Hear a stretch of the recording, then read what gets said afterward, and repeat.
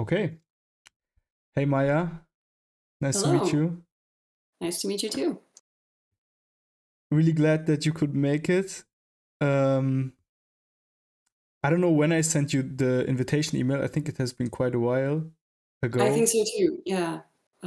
It took me some time to respond because I've just gotten back from maternity leave, Hmm. and catching up with my inbox is kind of a task. But we managed, and we're here. I found a nice quote from one of your videos where you said, "Hello guys, it's been a while. Life is still crazy, but it's getting better soon, I guess. I keep saying that, but it never really does." And I thought that was really funny because you said that like 11 years ago. And Yeah, and it's still true. it's probably still true for you, and it's really Yeah. true for me as well. I have not been very consistent in uploading for Mm. a while, so that goes out to the few people that are watching this channel. Really sorry about not being so consistent. I can just yeah, I would just like to give the quote that Maya gave 11 years ago to for as an excuse, I guess. um yeah. I think it's just the reality of things. Like life is not as we expect it to be. We keep making plans for how we want life to work, and life just doesn't play that game. Yeah, in regards to streaming, I guess since this is something that you kind of do on the side and you have a another life that Yeah, goes on and is pretty can be pretty chaotic and exciting as well. I guess you just have to, I don't know, adjust, just create a tiny space for that yeah, in the within the week or something like that. I guess that's what I want to yeah, do. That's what I have exactly. to do. uh Yeah, I would really like to ask you some questions about how you manage as well, but before we do that, let's maybe you can just quickly introduce yourself. um yes, yeah. My name is Maja Toudal. I am an autistic, well, neurodivergent psychologist and author, uh, speaker, all that jazz, really. I've been doing this for a very long time.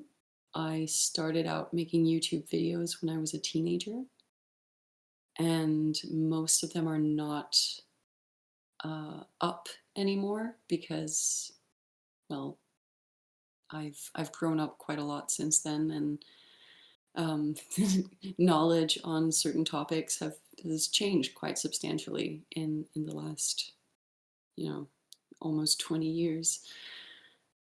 So yeah, but I started out as a YouTuber and presenting to parent groups and things like that. And then I ended up getting my psychology degree, and now I do clinical work. I write books and I present at conferences and schools and wherever else. Yeah, all around the world. Thanks. Yeah, you have a very, very old channel. It's like Yeah, 14 years, and you already yeah. answered part of a question that I had. Did you delete a lot? And how much of what remains on the current channel is what you produced at the time? How much is left? Oh gosh. I don't even know. I barely even look at my YouTube channel. Um, So, so how up to date is what we're seeing there? Because I spent the last weeks watching a lot of your content. right. Uh, I almost have to go and look. so obviously, whenever I talk about something that you said, you can obviously say, "Come on, man, that was like 14 years ago." Well, that is definitely going to be true for a lot of things because yeah, so I I see that I do have some old videos still up, and then I guess some of what I would call the more recent stuff is going to be the stuff that's 4 years or less old. Yeah. But yeah, some of my very old videos are definitely outdated, but some of them also, I think the key points probably still stand. Cool. Yeah, let's talk about a few of them. Yeah. Maybe let's start with autism terminology, because that has been something that you've made videos about as That, well. yeah, Maybe, and that's something that's definitely changed a lot. yeah, maybe like the first obvious one, Asperger's versus autistic. Mhm. Uh, yeah, that one. Maybe you can just really quick tell us Yeah. Okay, what so the difference there is. what the difference is, yeah. So there are two simultaneous kind of paths that takes.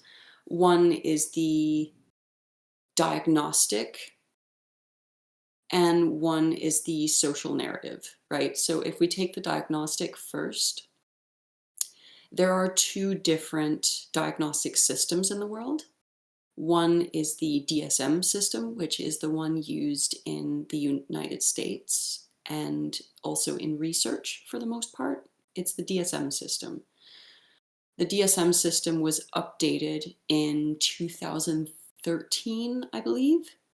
And at that point, in that system, the Asperger's syndrome diagnosis was incorporated into autism spectrum disorder. In the other system that exists, which is the Sorry. ICD. Yeah, Incorporated as in put in there, yeah, and so we don't talk about Asperger's anymore.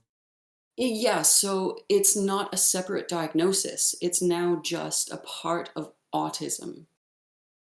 So it's not that those who were diagnosed with Asperger's are now not anymore. It's that if you get a diagnosis after that point in time, if you are in a country that uses the DSM system, you won't be getting an Asperger's diagnosis. If that was what you would previously qualify for, you would now get an autism spectrum Mm-hmm. disorder level 1, 2, or 3. Mm-hmm. So that's the DSM system, because there's also another system, which is the ICD. And the ICD system was only updated in 2021, but it's international.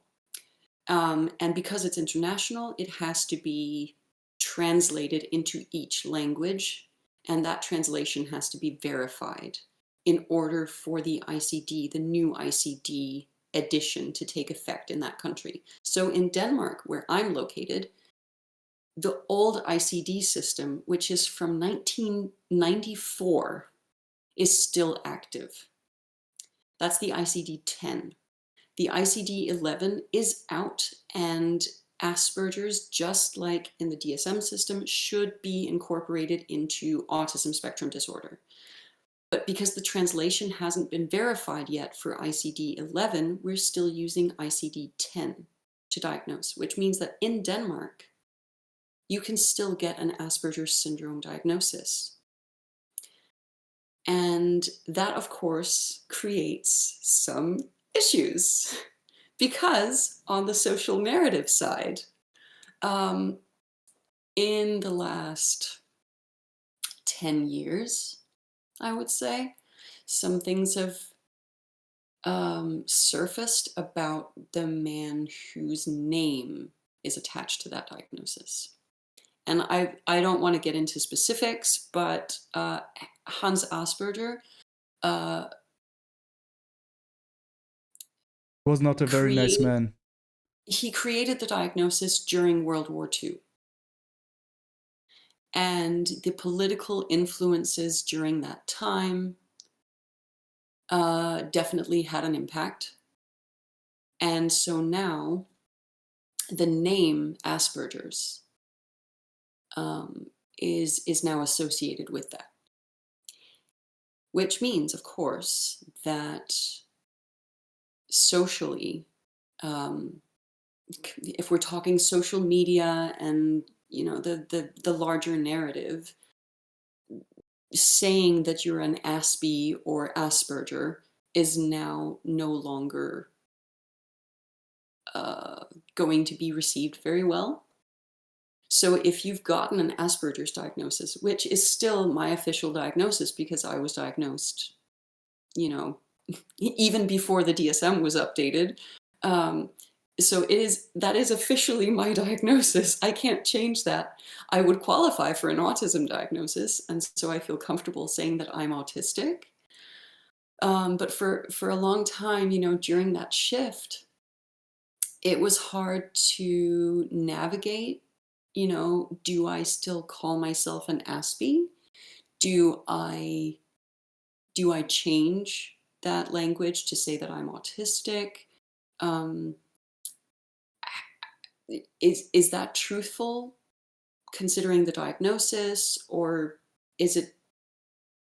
It was a lot of thoughts to navigate, and I think for a lot of people, not just for me as a person, but for everyone who was diagnosed before those shifts happened, and before that terminology change, it does, present a challenge as to what terminology to use. I have a few questions, just Of course. maybe because so firstly, this change in terminology, is it Mhm. purely a historical reasoning behind it? I mean, to me, just making, was there already autism diagnosis, like autism as a category, did that exist at the time that you were diagnosed? And did the diagnosis say Yeah. no, Maya doesn't have autism, she has Asperger's? And what would be the difference that was made there in regards No. to the diagnosis? No. So the thing is, in the ICD-10, which, as I said, is still in use in Denmark, because the translation has not been verified for the ICD-11 version yet. There are different diagnoses that are within the autism spectrum. It's not labeled as such in the diagnostic system, but it has been acknowledged in psychology and psychiatry for a very long time that these are kind of related diagnoses, that they don't have that many differences, but they are different, apparently, at the time. That was the thinking anyway. So we had Asperger's syndrome, we had infantile autism, and we shorten it to GUA. So it's a generalized developmental disorder other, which that one was kind of the, okay, so you're autistic, but you don't really fit the criteria, so we're going to put you in that box instead.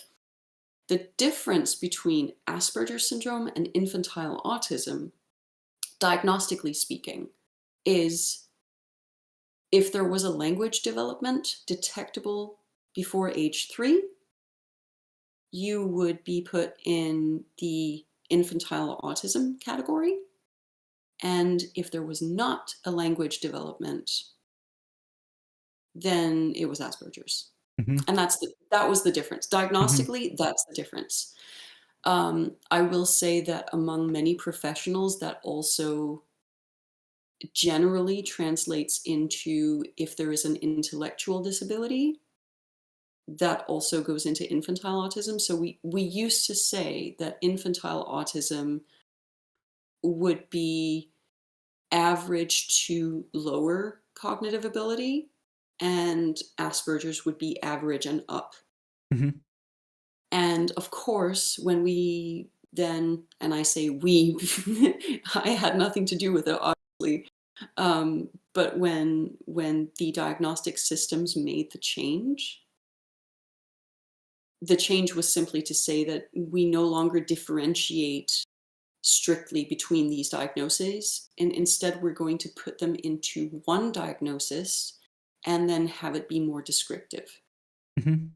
So the DSM-5 system, which is the current system, you have ASD, autism spectrum disorder, levels 1, 2, 3, wherein the levels uh, do not specify sometimes people will say that it's about the severity of the autism, but it's not. It's actually, I don't even like that terminology, but it's referring to the support needs. Mm-hmm. And the diagnostic system actually acknowledges that support needs can change. Mm-hmm. So your support needs can increase or decrease, and that is built into the diagnostic system. And then a part of that diagnosis is now also that you specify whether or not there was a language development delay, or if there are sensory processing differences, all of those things. You're supposed to specify it along with the diagnosis Mm-hmm. rather than just say, okay, so it's this diagnosis, done. And the idea is very much the same in ICD-11. It's just that in some countries it's not in effect yet. Mm-hmm. Okay, Did I but answer the question? no, you Okay. answered it perfectly. So, as far as I understand, I guess that you broadly agree with the DSM. So you broadly agree with removing the old categories and just putting the umbrella term autism on top of it with Yeah, the because different we levels. already knew kind of that it was a spectrum and that the diagnoses were connected. Mm-hmm. We didn't really make the distinction. It wasn't.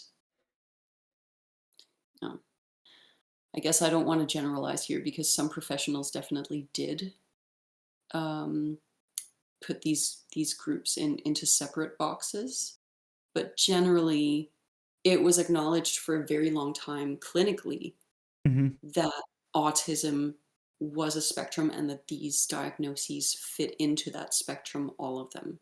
Mm-hmm. And in general, professionals, psychologists and psychiatrists and researchers recognize that we don't know everything. We are continuously seeking new knowledge, seeking better ways to describe things.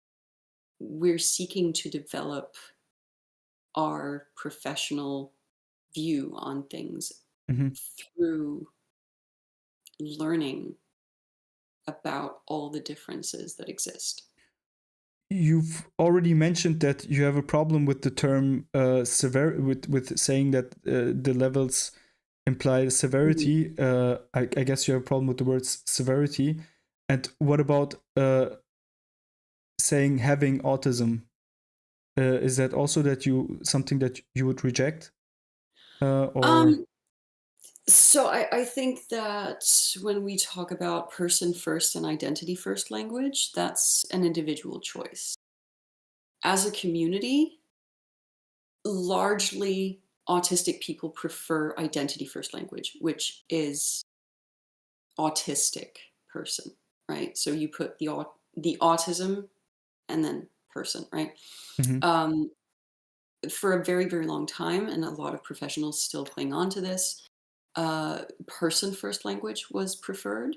So that is person with autism, right? As a community, autistic people tend to prefer identity first, but there are definitely individuals out there. I saw one person on Threads, I think it was yesterday, say, I don't feel comfortable with that. I prefer saying that I have autism. And I think that is perfectly valid. People perceive the meaning of language differently. mhm, And it's perfectly okay for someone to say, I don't feel comfortable identifying myself with the diagnosis. That's not who I am. Um, some people find it dehumanizing. That's okay. Um, but I do acknowledge, and I think it is important to acknowledge that generally speaking, the majority prefer the identity first mhm. So you knowledge. wouldn't have a very strong opinion about No, either no, no, of those. no, You no. called yourself. you called yourself an SB at some point, and you had a I did. video. You had a video where you were basically, yeah, arguing with people that were angry about you calling yourself an SB. First of all, how do you did you ever rewatch that video? I generally don't watch anything that I've recorded. I don't like hearing myself speak. Mm-hmm. So I have a very, very hard time with that. So why I don't edit anything. I can't. Mm-hmm. I cannot rewatch myself. Um, but I do kind of generally remember why I recorded that video. And that video, as I remember it, came from parents of autistic children complaining that I was using identity first language. Mm-hmm. So at the time, I was using the term ASPI, which of course today would be autistic. I'm not clinging on to the specific term. For me, the difference was in the identity first versus the person first. Mm-hmm. And the thing that irked me and the thing that always kind of upsets me is when an outsider tries to tell me how I should talk about my own diagnosis. So if someone who is not autistic tells me how I should use language about autism, that to me is not okay. Mm-hmm. Um, Always like, oh, in all areas. I feel, I don't know if I agree with n- that, uh, there are probably exceptions. For me, because I it might be a rebellious thing. Like, you don't mm-hmm. get to tell me who I am. Mm-hmm. You don't get to tell me how I should talk about myself. Yeah.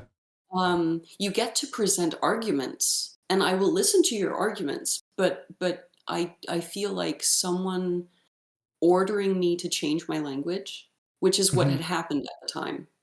It was like, "You are not allowed to do this. This is wrong." Mm-hmm. Like, it was, I don't remember the wording of the comment that I got, but I remember the gist, you know? Mm-hmm. And I think that to me was what I needed to address is I'm just thinking about self-demeaning behavior. We sometimes engage in self-demeaning of course, behavior of course. or talk, and then somebody else who's not us can rightfully so point out this self-demeaning. I'm not saying that you did that in that instance. I just, as a No, general idea, no, I feel I like get that's what you're possible. saying. Mm-hmm. Yeah. No, I get what you're saying. I think that there's just a way to address that that is a little bit more empathetic Mm-hmm. to the person who is speaking about themselves in a demeaning way.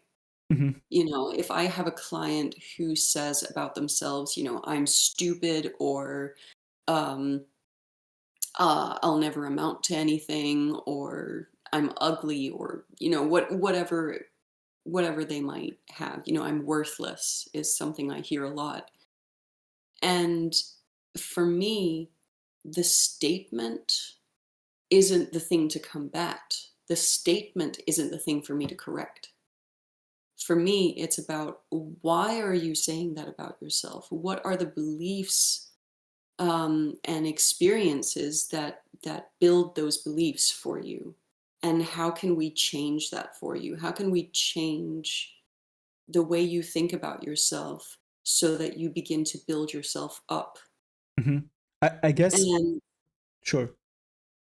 and again, like, people perceive language and the meaning of language differently, and I definitely think a lot of parents and professionals were told that person first language is the correct thing to do, and that identity first language is dehumanizing. They were told that.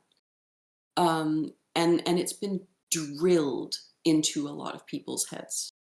Um, but I also think we have to acknowledge that the autistic community came back, of course, not as a monolith, because we are not, but came back with a solid argument that said, no, actually, autism is something we're born with, and it's something that shapes the way we perceive the world from the time we're born.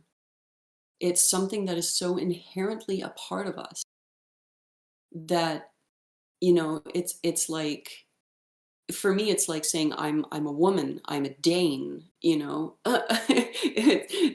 are just facts about You're a what? Day? What's a it? Dane, a Ah, a Danish Danish person. person. Okay, yeah, Yeah, yeah, yeah. yeah. So, um, so But they're I feel just like, facts about me. yeah, They're sure, just sure, sure, I agree. But mm, and I guess being Danish or being a woman or all of that is also shaping like every experience that you have. Like I feel like it will, everything is like shaping everything. of course. That Yeah. I kind of see the point. I don't really like to get fixated on like uh on speech so much, but I kind of get the point of the people that are saying you're making this your identity and this is basically like a label that you put on yourself, and basically it reinforces this shaping. Like now not only it is shaping all of the experiences, now you've also additionally added a label on top of yourself, Mm. which makes this shaping everything that you experience even stronger, which is like a kind of like a self-fulfilling prophecy in a sense. Be- Potentially, yes. I Mhm. definitely see where you're coming from with that. I also think that just in receiving the diagnosis, that kind of already happens. So to me, and this of course is just a matter of how you perceive, the meaning of words being strung together in a particular manner. Um, but for me, when I hear person with autism, um, I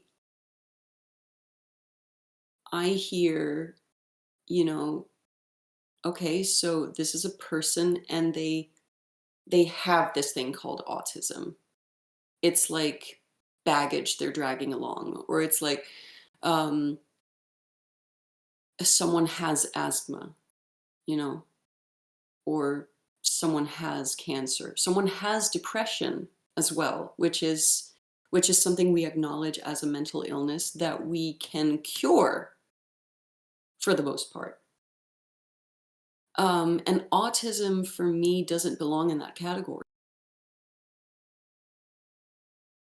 It belongs in the category of this is a part of who I am, and it is something to be acknowledged and accepted and loved.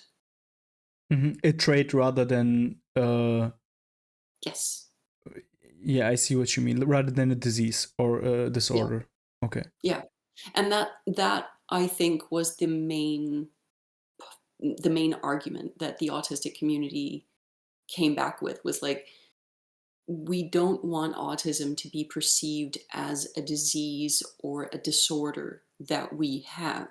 Hmm. We want to be acknowledged as valuable people that exist in this world, um, and have every bit as much right to be here the way we are, as long as we're not hurting anyone, and that of course is the limit where autism is like, I definitely see some people use, and this is regardless of terminology, but some people will be like, I'm autistic, so you have to automatically forgive me for being rude or for saying hurtful things, or you know I mean, you kind of and do, right?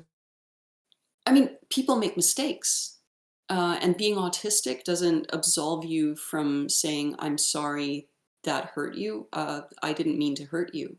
That I'll try to do Hmm. better, you know? Um, Sorry, that was a tangent. No worries, no worries. Yeah, I No, do that a lot. you're getting to a great point. we have to talk basically about is autism something a problem that you have, or is it a character? Is it a trait? Is it just a way of being? Yeah. And I feel like I'm really a little bit torn on it, but on the other hand, I'm pretty decided as well. So I feel like we all have autistic traits within us. So there is a bunch of categories, a bunch of like character traits that Mm. every person I think has to a certain extent. And then when you put like a lot of these together, then at some point you would talk about an autistic person. I feel like so Yeah, but so that's also why so clinically, uh, we do make the divide of like, do you qualify for a diagnosis?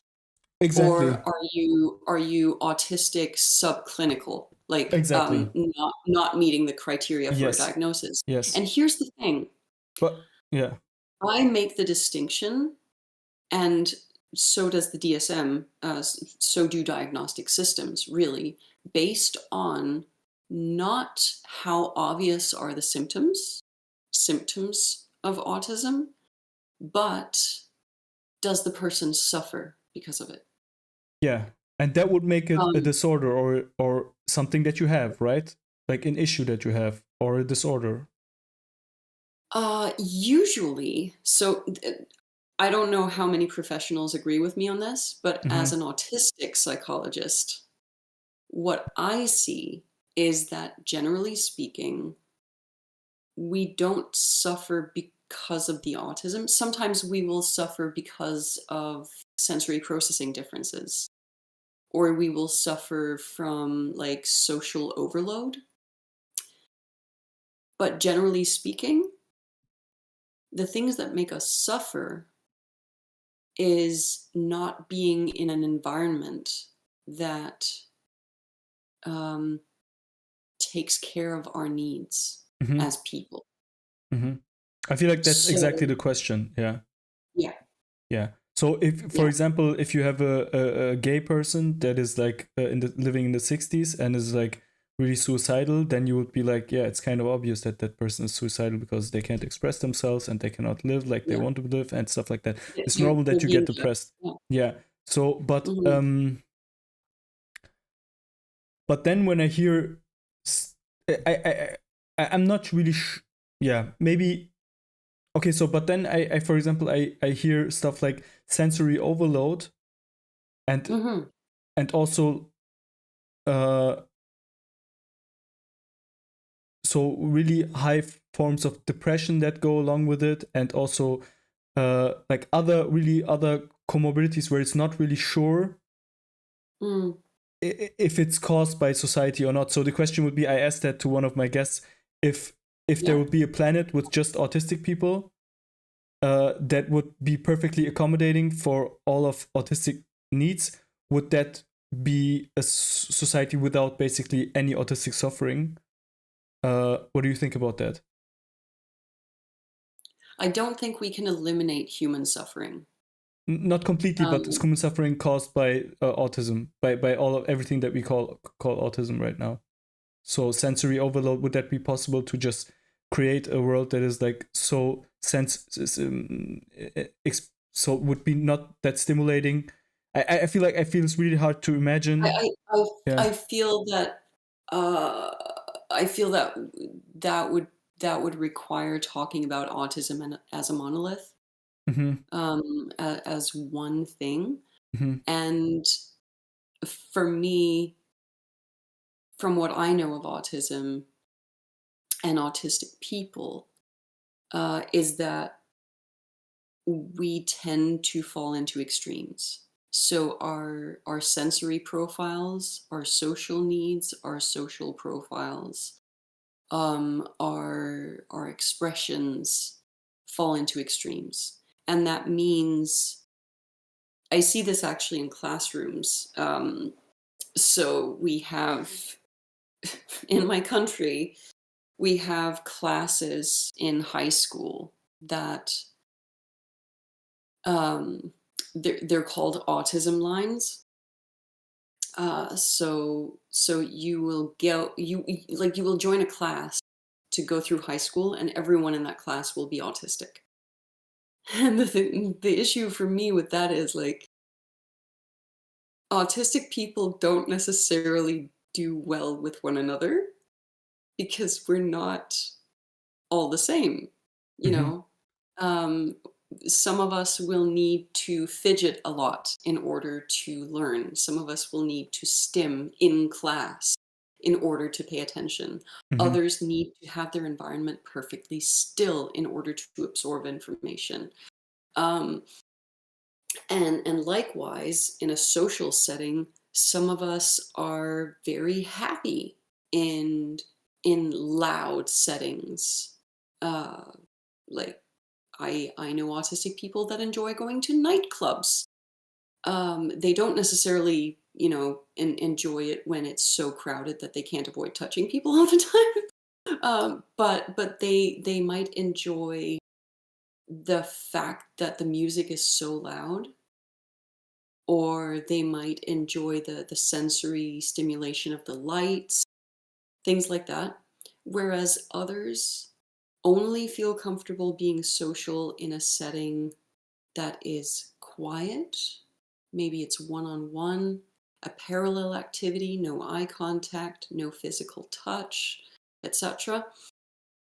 So I think that when we're trying to create a society that is accommodating to everyone, that means recognizing that people are individuals, Which is even if they have the same diagnosis. but that makes it quite kind of difficult to make it accommodating, right? Because like if you're thinking about designing a metro station which is accommodating Yeah. to everyone, like, or to autistic people, let's say, okay, we have a new budget.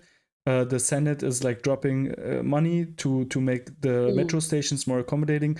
We kind of have to find some like stuff that we can directly fix, just like maybe, I don't know, wheelchair accessible metro Yeah, stations, but something. there are some things that we can do. Mm-hmm. It's not necessarily perfect, but I mean, everything about the human experiment of, living together in societies that are as large as they are, Mm-hmm. um, everything about that is continuously learning how to do this, Mm-hmm. right? So one of the things that we are definitely learning is that placing quiet rooms, placing accessible quiet rooms in schools, in the train station, whatever, um, that would be helpful to a lot of people. Mm-hmm. Not just autistic people, by the way, but a lot of people. Mm-hmm. Um, Having a box of fidget toys in a large store that you can just grab. Mm-hmm. Certainly, some people will take advantage of things like that and will misuse the accommodations that are made available. They will abuse them in some way. That will happen. But for the vast majority of people, it will be helpful, and they will be thankful for it, and they will use it respectfully. Mm-hmm. Sure. And I don't think that people abusing something makes the solution bad or something. It doesn't No. really have any effect. But just to get back to the, so what would have to be like, what would be, I guess I'm still having a little difficulty with the separation between trait and mental illness, or not mental illness. I don't want to call it mental illness, but Mm. like disability. Let's call it Mm. disability, for example. So what's the Ah, difference?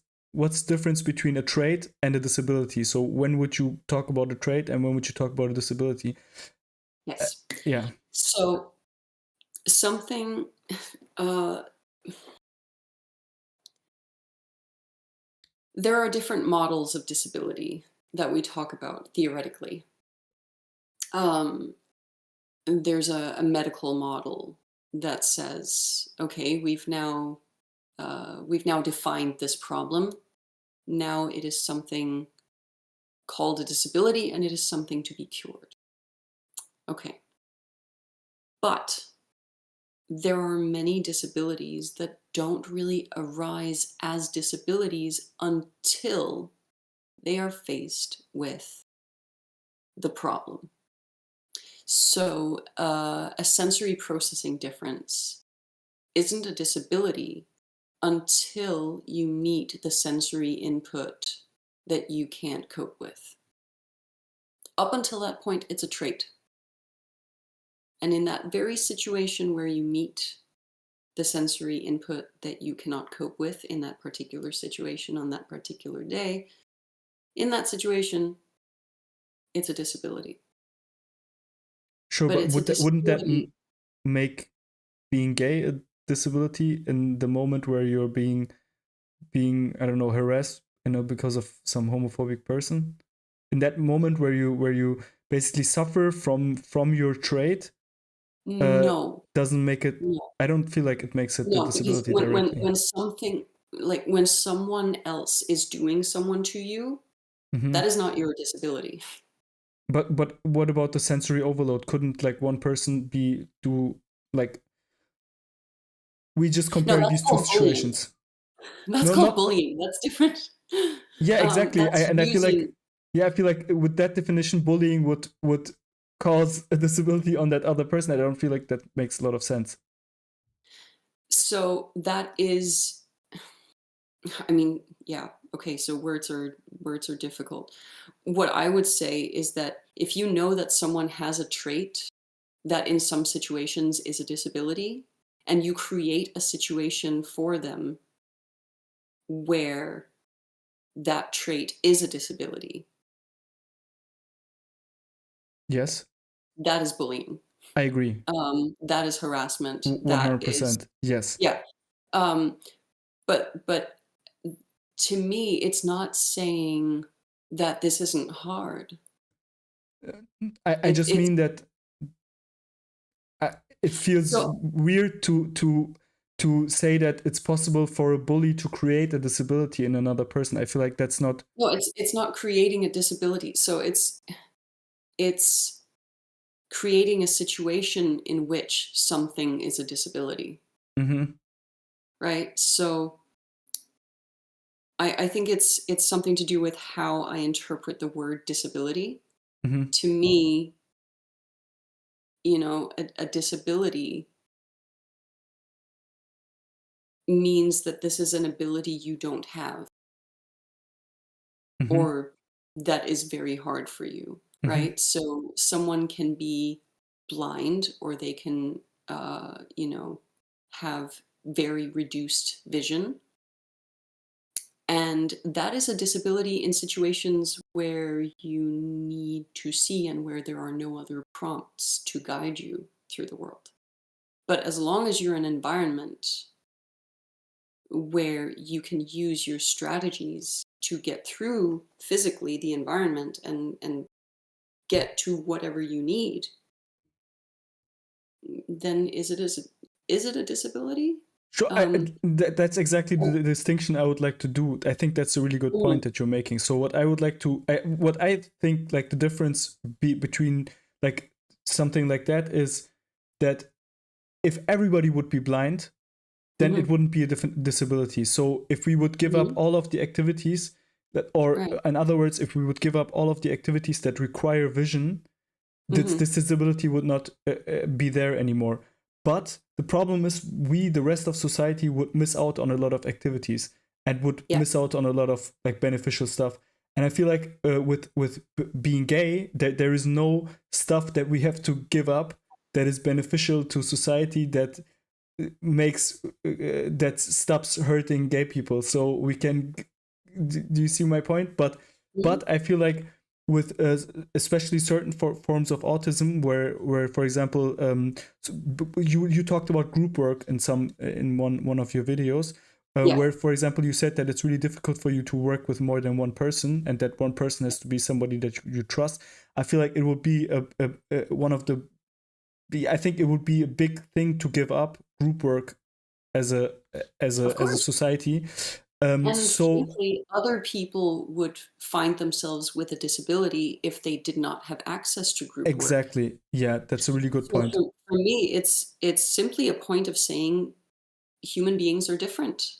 And as far as we can, why not just try to accommodate each other? You know, Yeah, everyone is better off if we try to make everyone's environment as as accommodating to them as we can. mhm. It doesn't mean that the world is going to be perfect. It doesn't mean that we're never going to have sensory meltdowns or social overload or any number of other things, but it does mean that maybe we can reduce the amount of times when a person is confronted with that. Mhm. So, is there even a merit to calling something a disability in general? Like, for example, so the idea of disability always implies like a minus, like as if somebody has a Mhm. minus. And I feel like a Yeah. lot of the discussion within autism is about, yeah, there is some minuses in one areas, but we have some pluses in other areas, which is true. Yeah. Yeah. But it's also not true for all autistic people. So you hear a lot of times people say stuff like, I'm autistic, but not in the Rain Man smart way. I'm just having really hard time talking to people. And Yeah. I feel really bad for that, because there is this expectation put on autistic people to be like really good in math, which is like completely There wrong as is, well. there are definitely some stereotypes out there that we are expected to fall into. Um, But is there a and merit? What do you think? Is there a merit in the should we word just, disability, yeah, should we just, I think there is an to me, merit to it. the only thing that the word disability does in the autism world, at least, No, I mean in I'm not general. I'm not enough of an expert in every kind of disability, in every kind of trait that we talk about as a disability, to generalize completely. Hmm. I fear that I would make a mistake if I talk about all disabilities. Um, Hmm. but what I perceive in autism and with many of the diagnoses that I work with that are related to autism, such as ADHD, you know, um, certain certain learning disabilities. Um, what it does right now is that when it is defined as a disability in the law, it gives you access to support. Hmm. And that to me is the only real benefit that there is. Not Um, also, for example, societal like empathy and acceptance. I feel like that's, I mean, I but think I feel like there are other words and there are other ways of thinking that could do that. like this idea of having a minus, like having, for example, like with people that sit in a wheelchair, for example, I I I see like a lot of social issues Hmm. that have big impacts on people's lives do not get the same acceptance as, for example, people that sit in a wheelchair. For example, people are way more ready to give a big budget for wheelchair accessibility, but not as much with social issues, which can be like, which are also really like important and can also Mm. hinder a person's life. I think that this idea of disability is pretty strong in. In some sense, yes. But again, it's to do with laws and economics and committees that have to sit around discussing things they generally won't have any personal knowledge of. Um, in my way of viewing the world, I don't see why we have to talk about deficits in order to make accommodations. Um, so I obviously work mostly with teenagers and young people who are in school, and so a lot of the accommodations that they need has to do with the classroom, sometimes with their living environment, with supports to get to their education or to just get through daily life, right? And I see that in order to get the bag of money to have a support person or to have someone available to drive you to school every day, um, we have to find some way of communicating to whoever allocates those money that this person needs that. Okay, great. But accommodation wise,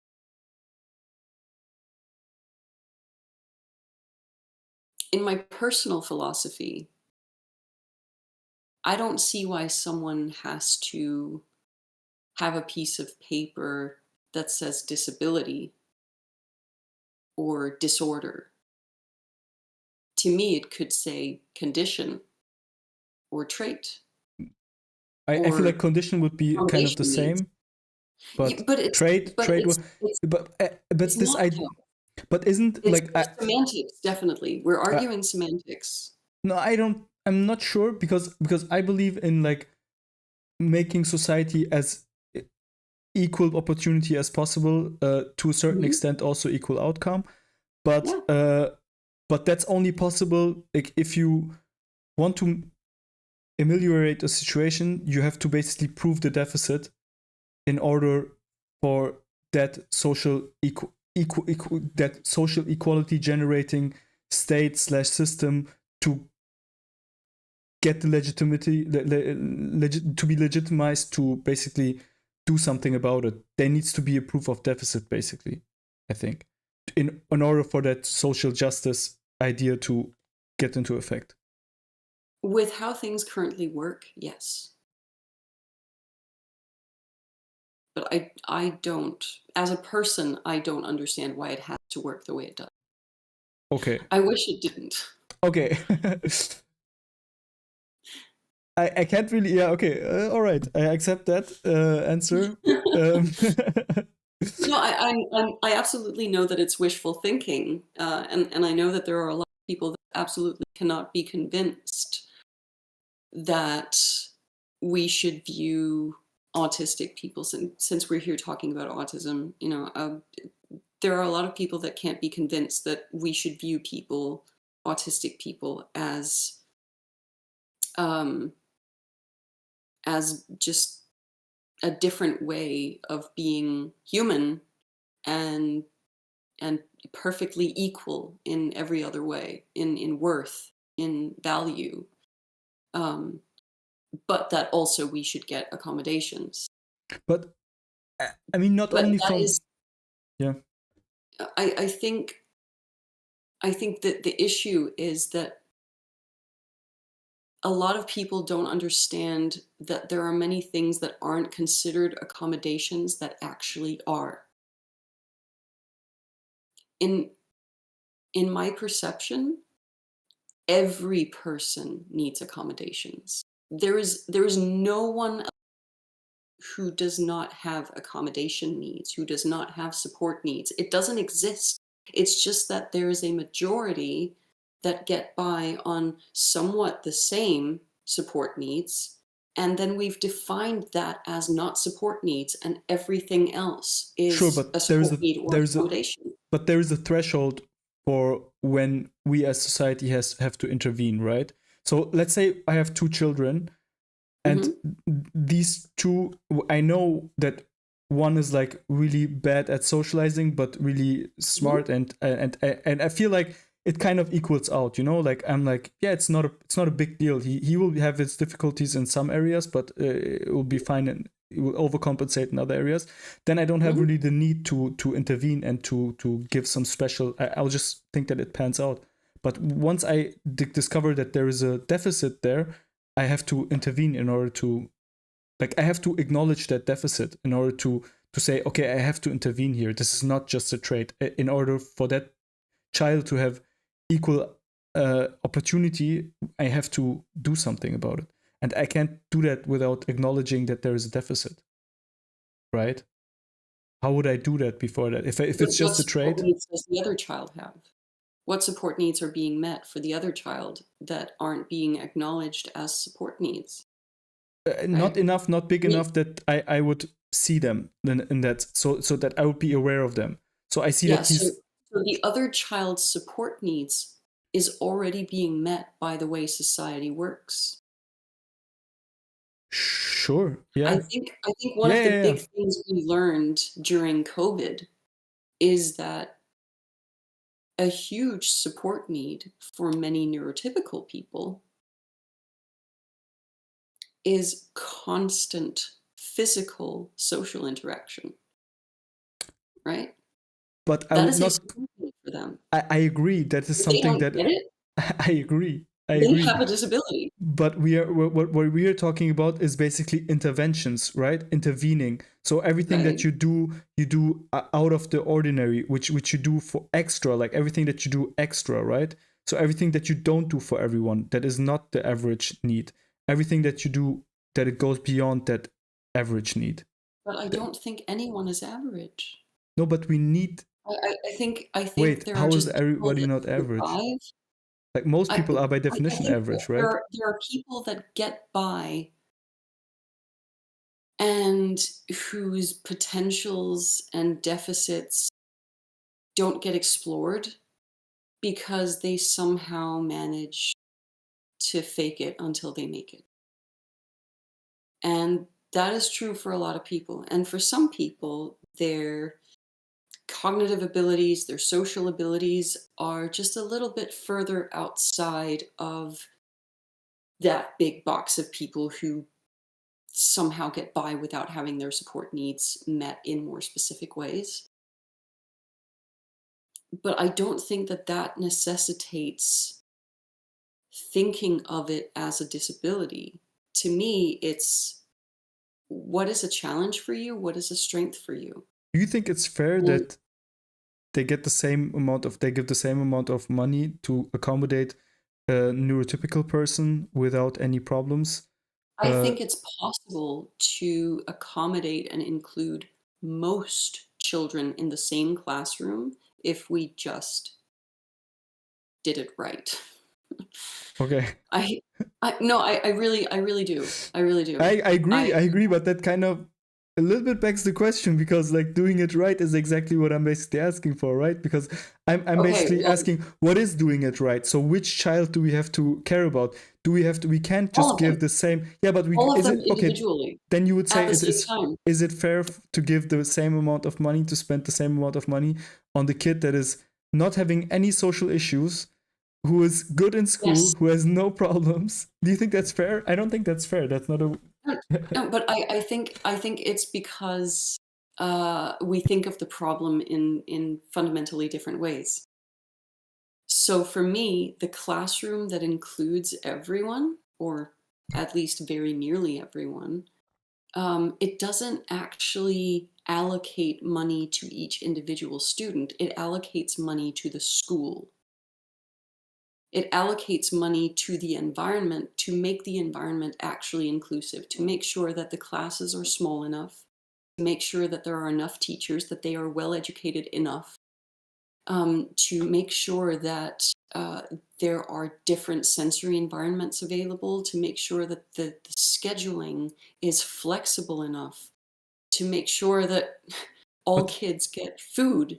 You know, I think it's a fundamental question of we don't invest enough money in children. But we don't have infinite money, right? We always have a limited amount, no matter how Yes, big it is. and No we matter how big it is. Like, let's say use we them have a wrong. huge. Yeah, we do use it wrongly. But the problem is, you've said it yourself. Not even among autistic people, there is. We can just create a perfect classroom that would accommodate all of Not the for autistic. not for everyone, Yeah, but so we have to think most. about where Most. we spend the money. So an autistic child would profit from a small class by, I don't know, 50 to 60% increase in productivity and in like being able to succeed in school. But a And not well, neurotypical child in well-being, but a neurotypical child would profit maybe only 5% from that, but would extremely profit from cafeteria food or something like that, right? So I'm so how do we distribute that money? What's fair? And I feel like the only fair way to do it is to allocate it proportional to the amount of deficit and problems that these children have. Like what else could we use as a okay. metric to determine what the how we allocate this So, money? so I'm going to tell you about a school that I went to. Mm-hmm.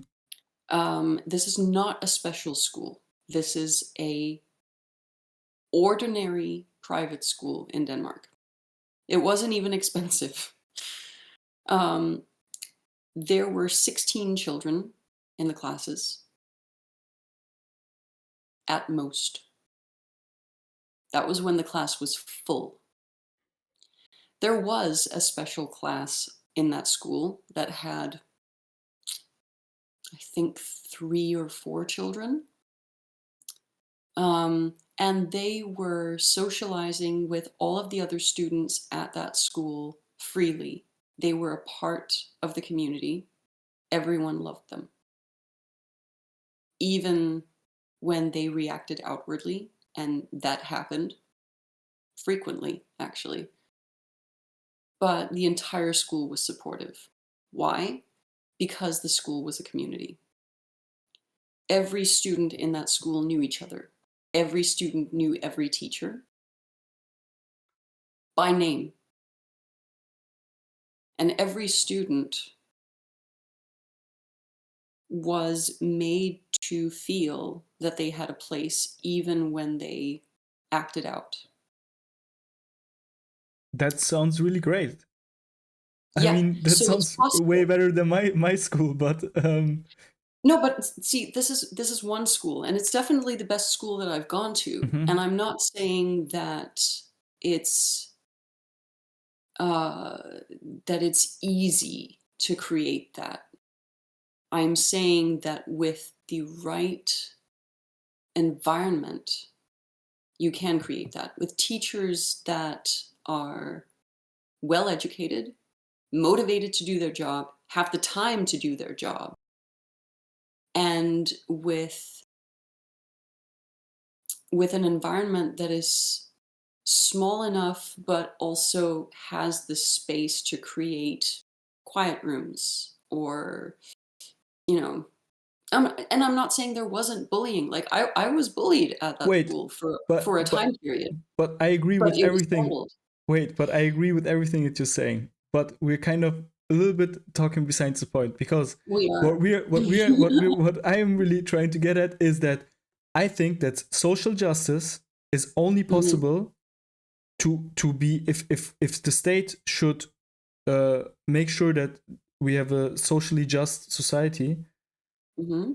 The only way we can do that is by identifying deficits and identifying problems and then fixing them, right? That's the whole idea of. And but I feel like now and lately what I'm hearing a lot is like Mm. there is no problems but we have to fix the problems, and I feel like that's Oh, a no, little no, bit that's not what I'm trying to what say. so you're basically saying it's just traits, it's not really a problem, but No, I'm not we saying should that it's not a challenge. I'm saying that it matters that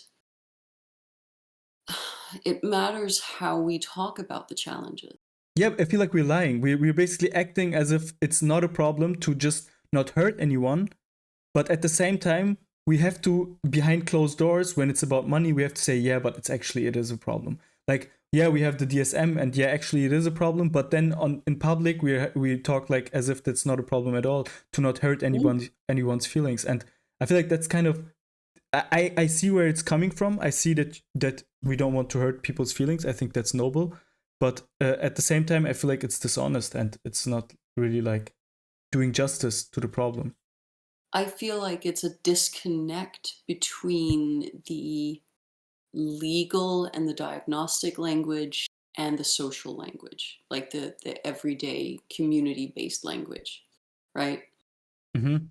So in legal terms and in diagnostic terms, things work this way because historically it has.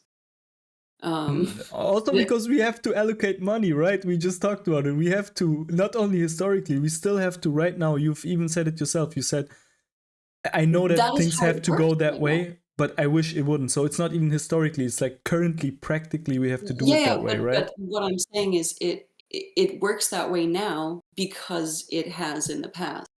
Like, it comes from But that that way of would thinking, assume that you and have a is solution right now that we could implement that would not work that way, right? Like when you say it's like that because it has always been like that, that sounds like it's like a legacy system that we've just continued to use because of I feel tradition. like it is. But I feel like that it would is. assume that you have a better system, and I don't know. I don't have one. Do you have one? Actually, my boss is currently talking to our government, Hmm. and has addressed them with So a solution that that is based not. on Yeah. what? Sorry. Go ahead. I thought you were done. Um, no, that's okay. So she actually made a treatment school, um, and it's been going for 10 years now.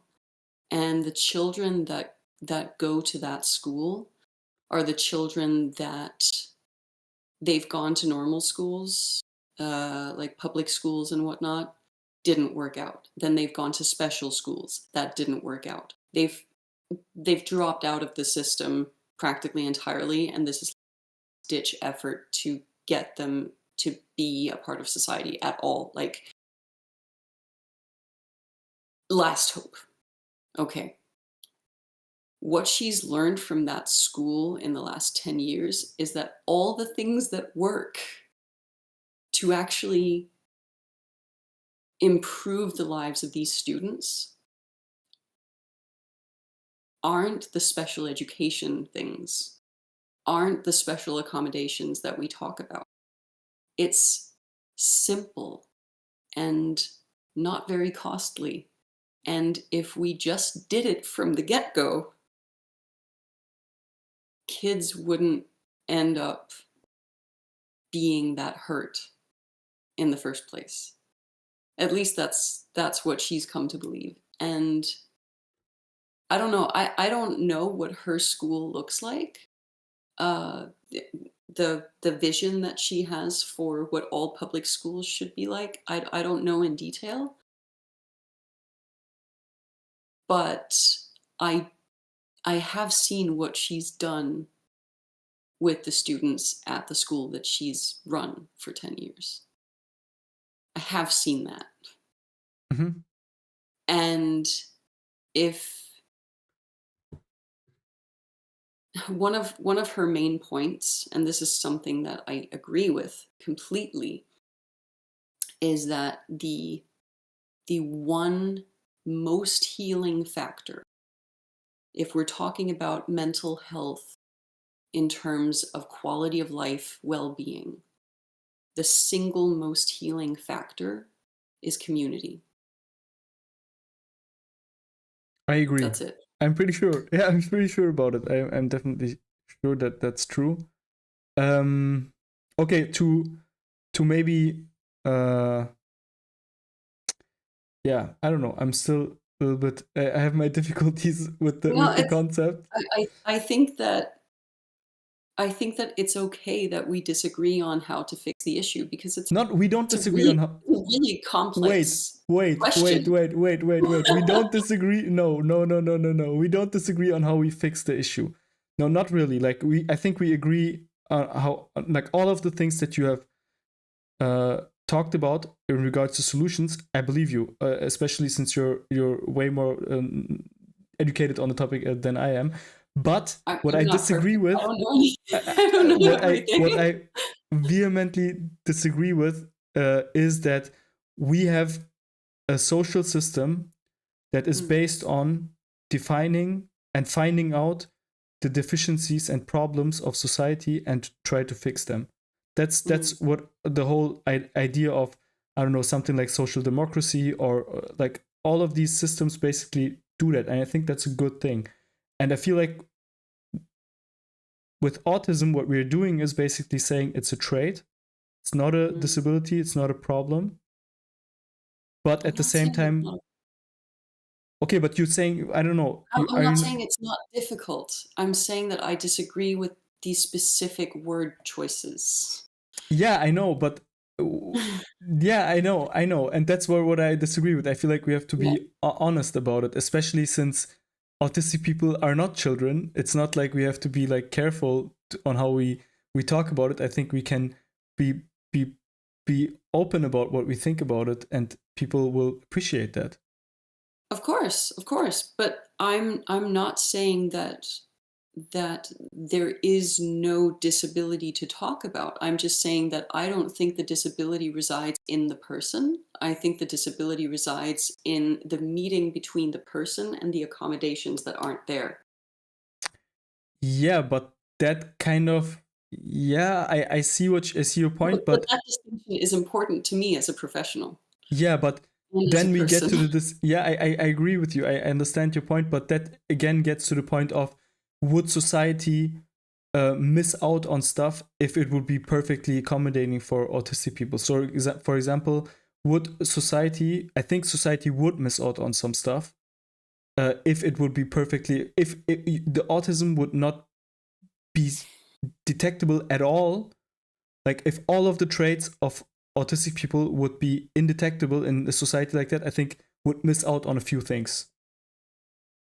For example, just like simple stuff like certain social interactions, and also like group work, and certain sensor stuff that involves sensory overload. So obviously it's not going to apply to every autistic person, but like the single traits, if we look at the single traits and if we try to Mm. eradicate everything that could provoke a Okay, disability.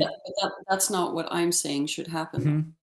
I know that you're not saying that that should happen, but you're basically saying that the reason for it is that it's not within the way the it's not the trait that qualifies for a Mhm. disability, it's the Mhm. environment in which the trait Yes, which is about where we is. place responsibility.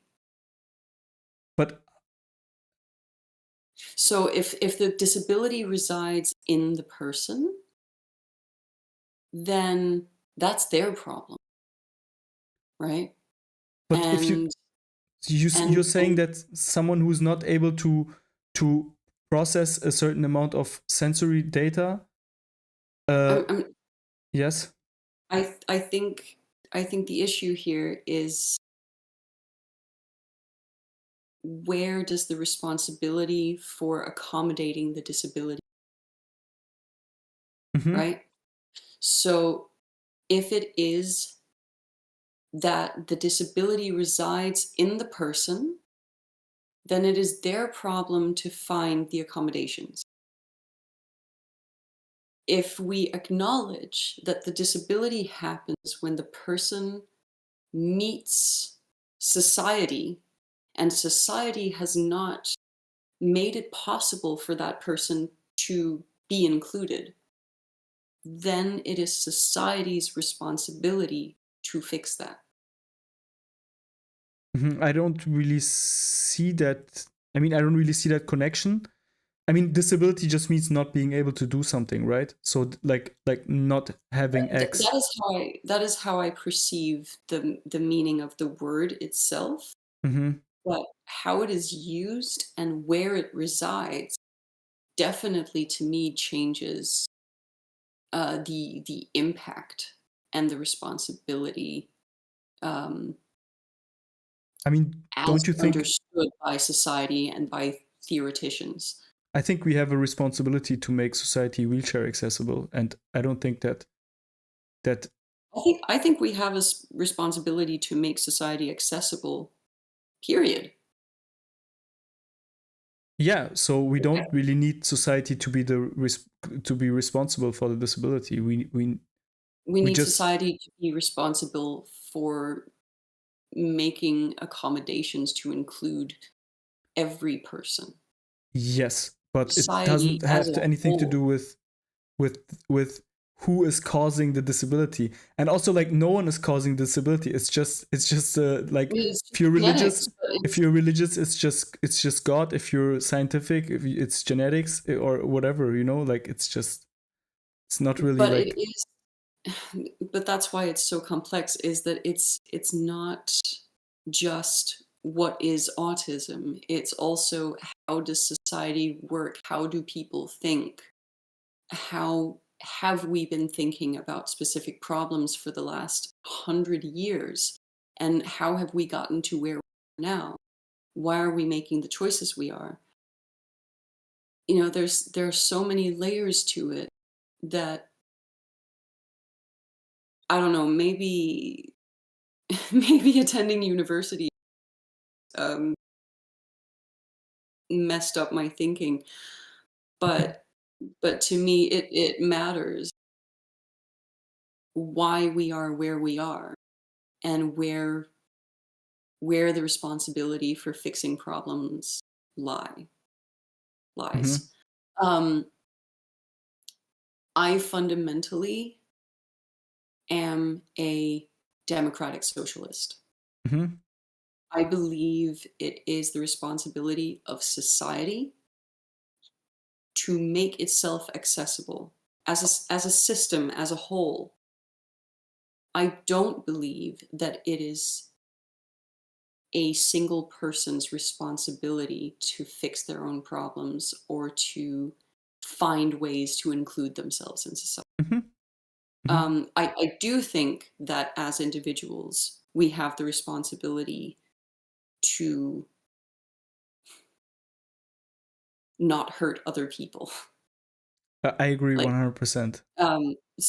but it's but if society is not accessible to you, you can't make that access point. Society has to bend and shape Yes, itself but to all include of you. everything I agree, but everything you're saying also goes for for a person that sits in a wheelchair, and there we would Yes. obviously just say it's a disability. So none of it is a counter argument to me advocating for calling autism or certain types of certain forms of autism a disability. Like that's what I'm advocating for here, basically. So it's not really I get your like I hear you like everything you're saying I agree with a lot like but I just advocate for I feel like our language around autism is not very real, especially in regards to people that are really suffering. I've heard and watched and talked also to people that are really suffering from autism, like that's the way they Mm, describe it, uh, yeah. and they say and then I hear people say stuff like I wish there would be more autistic people and I don't know I know that I get where they're coming from, but it's Mm, not the reality for everyone. Like a lot of people are really suffering also from yeah, a lot from of autism. course. I And mean, my whole job is confronting suffering. mhm, So I feel like I definitely see that. yeah, Um, it's just that I feel like we have to acknowledge that suffering. people's people's ways of using language to describe things differs from person to person. And in my job, I will approach a person's way of talking about themselves, about society, about autism, and I will, for the most part, go along with their narrative. But my job is also to challenge that narrative if it's increasing their suffering, right? If the And narrative is increasing the suffering.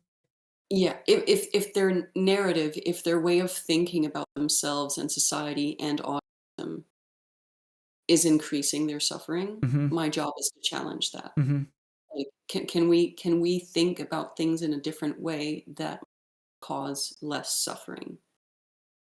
As well as, of course, very practically saying, okay, are there strategies easier, right? But it's also to talk about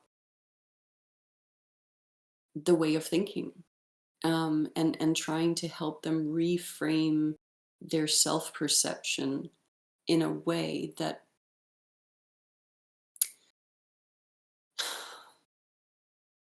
is less self demeaning.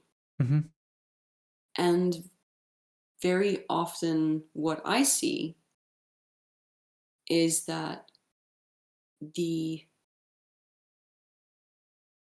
suffering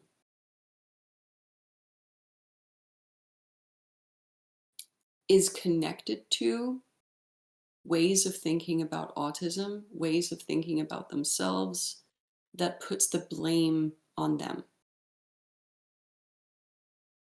Um, there's also, of course, the other extreme in which all of the blame is put on the world and it is entirely that, and I'm never at fault. And that's a whole other discussion. But for me, I very often have to find ways for people to not think of themselves as fundamentally disabled, and rather to think of, okay, I do have these challenges, fair enough. How can we get around them? How Mhm. can we find ways to make it less challenging to live with not being very good at this particular skill or having this sensory processing difference?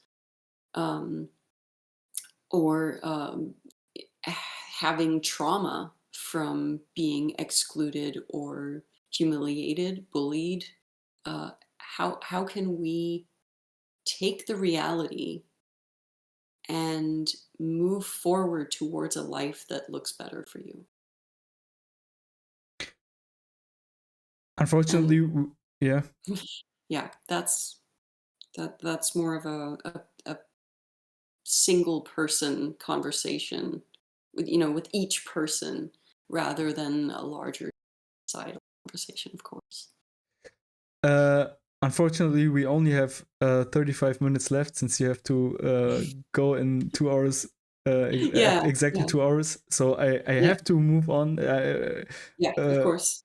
I have to move on to another point because I have so many other things that I want to talk to you about, but we're not going to be able to do all of them. Yeah. Let's talk about autism diagnosis. Okay. One especially hot topic is self-diagnosis. And Mm, one thing I'm interested in is false positives, and also, actually mostly about false positives. mhm. Firstly, what do you think about self-diagnosis? That's another topic where I feel like, I don't know, it's not really, we're not really being honest and strict enough. But yeah, maybe you can give your perspective about it. Self-diagnosis is complicated for several reasons. Um, so the main point that I would address with self-diagnosis is that self-perception and perception of others is very often inaccurate. So we don't see ourselves very clearly, and we don't see others um, as a whole very clearly either. So when we're thinking about self-diagnosis in any, like with regard to any psychiatric diagnosis, right? Oh, am I depressed? Right? Let's talk about that. So there's a big difference between feeling sad and being clinically depressed. We have my profession, psychiatry as a profession. I'm a psychologist, but like mental health profession has made a set of criteria. And even if you read those criteria, you may not interpret them in a way that a professional would, because we are trained to think a certain way. We are trained um, to read the criteria in a certain way, right? And words also have a context in yeah. Yes. As a layperson, you don't have that training. But um, the professional doesn't know what it's like to be in your head. So just as well as, self-diagnosing with something can be can result in a false positive. Going to a professional might just as easily result in a false negative. And this is especially true for autistic people that fall outside of the stereotypical expression of autism. Um, it's slowly getting better, but there are a lot of psychologists and psychiatrists that cling on to training that was relevant 30 years ago. There are a lot of myths that are still prevalent, even in professional communities, and I wish that wasn't true, but it is. So I want to acknowledge, first of all, when we're talking about self-diagnosis, how difficult it is to access an official diagnosis. I want to make that very clear, that even if you have the funds or whatever else is needed, like in Denmark, you don't need a doctor and it's free. It takes a hell of a long time to get through the line, but it's free. You can also spend money on it and go the private route. But even if you then access the psychiatrist and get the assessment, you may be faced with a professional that doesn't have the specialization in autism to be able to see through masking, for example. And so you might wind up without a diagnosis or with a wrong diagnosis. And that is just as harmful. Like that is very, very harmful. That would be That my next question. Yeah. So yeah. so what are the potential harms in? I I, I feel like I mean, I have asked this to my last guest, but are there any things that you get from having an autism diagnosis?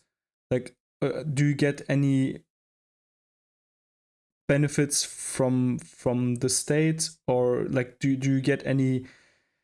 We've talked about accommodations. Do you get anything like that from? I don't know. Not from just You having the diagnosis. No. okay? Well, so No. what would be the benefits of getting a diagnosis? Maybe we can talk a little bit of It that. will give you the piece of paper that you need to apply for help. Mm-hmm. What would that help look like, Having for example? having the official diagnosis would mean, for example, that you can go to your child's school and say, okay, my child now has an autism diagnosis and they have these specific support needs. We need that to happen. You can apply to the municipality to pay for extra accommodations at the school, for example. Mm-hmm. So that's what an official diagnosis will do. Very often, help like that is rejected, and I think that's true in many countries, unfortunately. Um, What about adults? Adults, I mean, that really depends on your situation. So you may be able to go to your employer and say, I have this diagnosis. Um, I would be more productive with these working conditions. Is there any way? And they would probably take you more seriously if you have an official diagnosis. I think if you don't have a diagnosis, probably not pay attention. But there's also a whole list of ways that can go wrong. Mm-hmm. Do you see? Um, How but about? I feel Yeah. like I wasn't completely through with talking about self-diagnosis, though. Yes, let's get back to that, but maybe just as a small side note as well. Well, what about the what about a false positive? What could that? Because the reason why I'm talking about it is because Mm. self-diagnosis is obviously not going to be as reliable as official diagnosis, as a good official, hopefully as a good diagnosis. Otherwise, we can basically If you go to a specialist, then I would yes. agree. So Yeah. then what we have to be concerned about would be false positives and false negatives, right? Yes. So then the question would be, okay, what's the harm that could result in that? And so we've talked about false negatives, which could result Mm-hmm. in people not getting certain types of helps, like not Mm-hmm. having a workplace that is accommodating, or for children not have schools that is. But what about false But positives? also having a skewed sense of self perception. Mm-hmm. Um, that's also to do with the false negatives. Okay. If you don't get a diagnosis and you were like, I really thought I was autistic, and now this person says I'm not. So why am I so like why don't I feel like I belong? Why my life like this? If that wasn't the answer, then what? But Or isn't if you get a wrong diagnosis, then you might start thinking.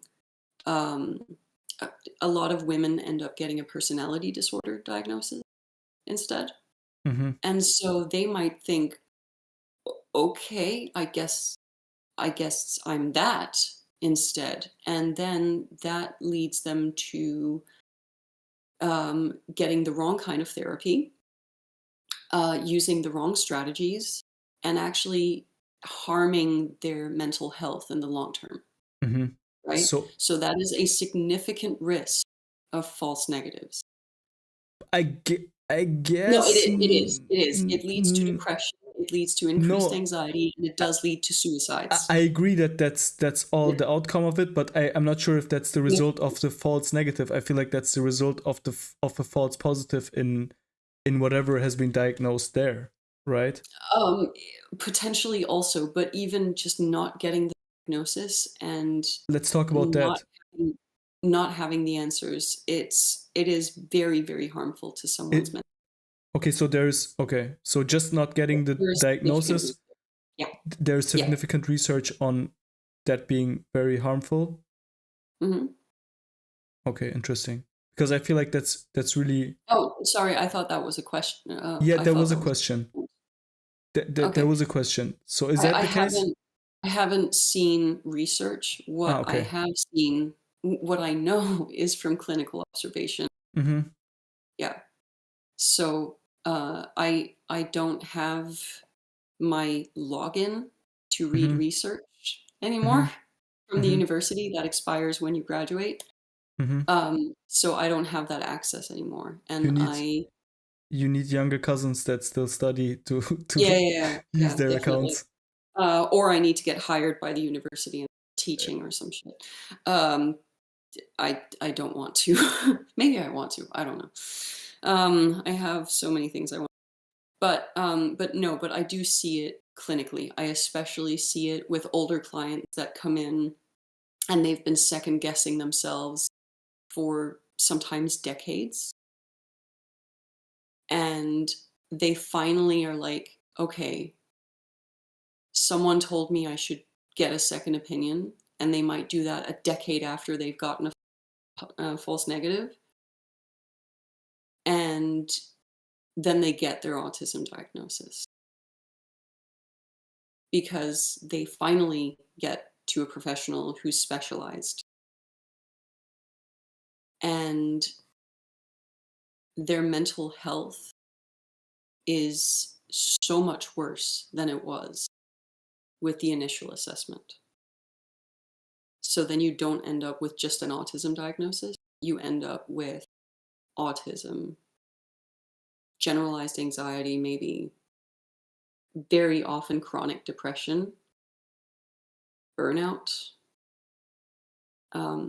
You have someone who is no longer capable of holding a job, for example. Wait, because of what are they getting a worse? I'm not sure if I understood the last part. So So, if someone is assessed at, say, age 25, mm-hmm. they don't get a diagnosis, and they spend the next decade or two Mm-hmm. second guessing themselves, Okay. wondering like, why am I not good enough, trying to Mm-hmm. live up to standards that are completely self-imposed because they think other people can do these things, or So it looks so easy to everyone else. So in your And experience, late at the late age, diagnosed people are way more prone to have a lot of other issues as well. definitely, and especially if they've been assessed before and not been recognized. Okay. Okay. I don't know. Late, It feels like kind of weird that this diagnosis is helping so much because because it gives because you an explanation. yeah, and I don't know. I don't. And now it's my turn to fantasize about a better society. I feel like it's not. It shouldn't be that way.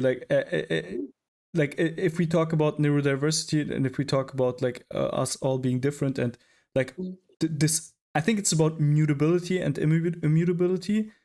mm. I think the real relief comes from getting the confirmation that these traits are immutable and that they don't have to fight it anymore and try to change themselves.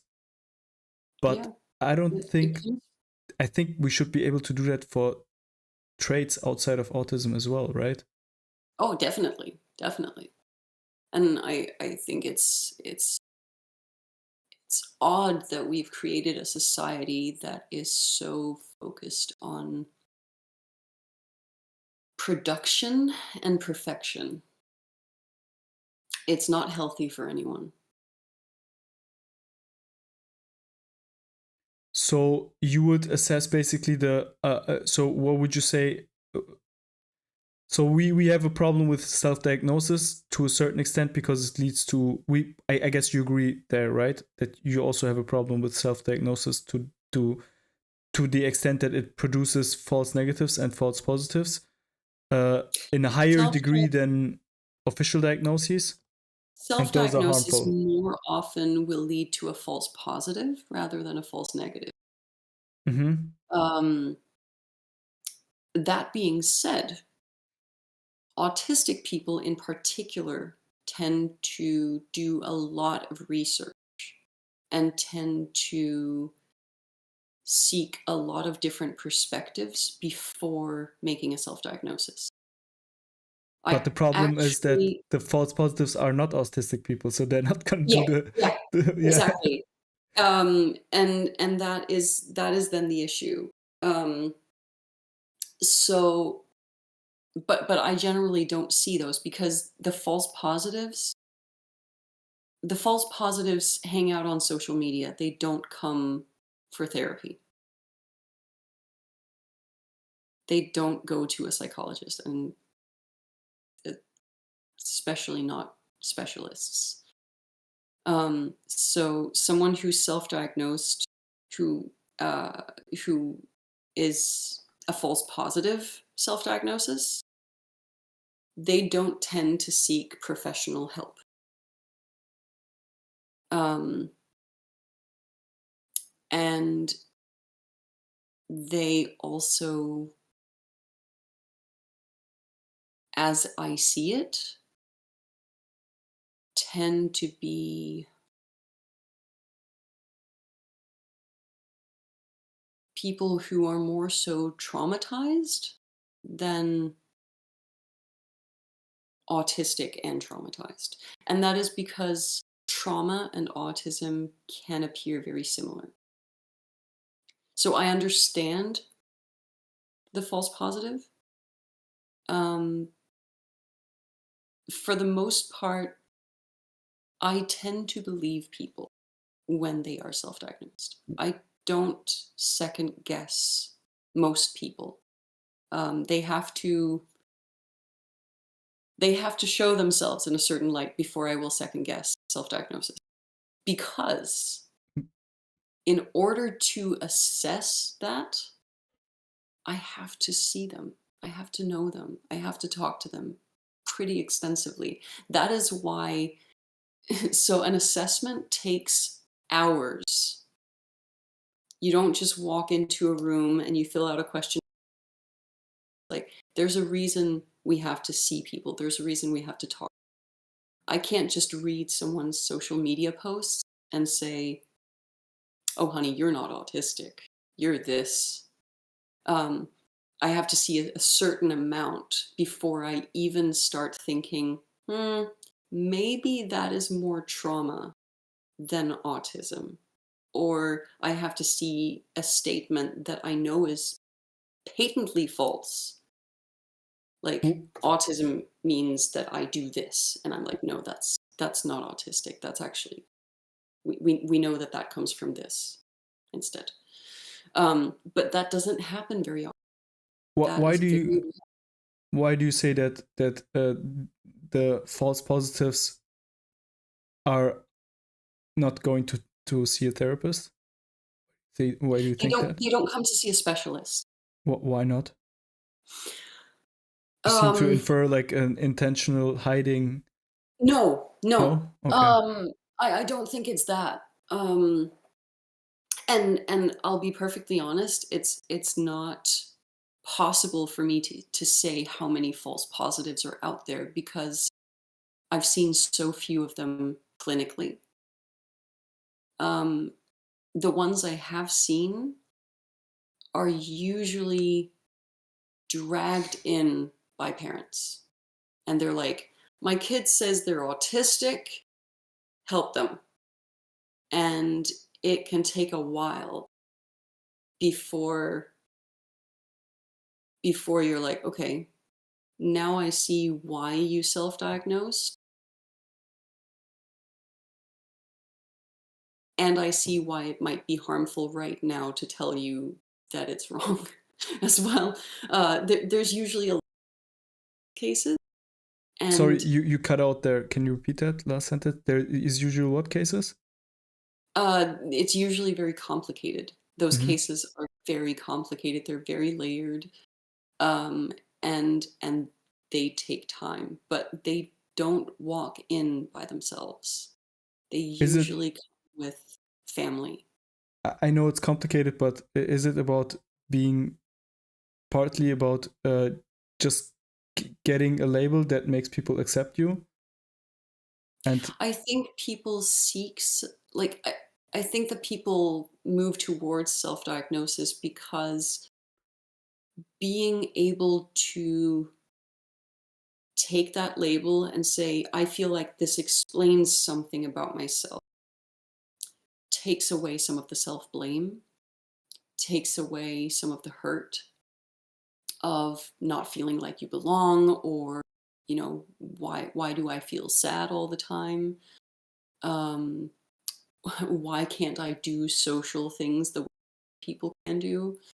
um and so I understand why people do that.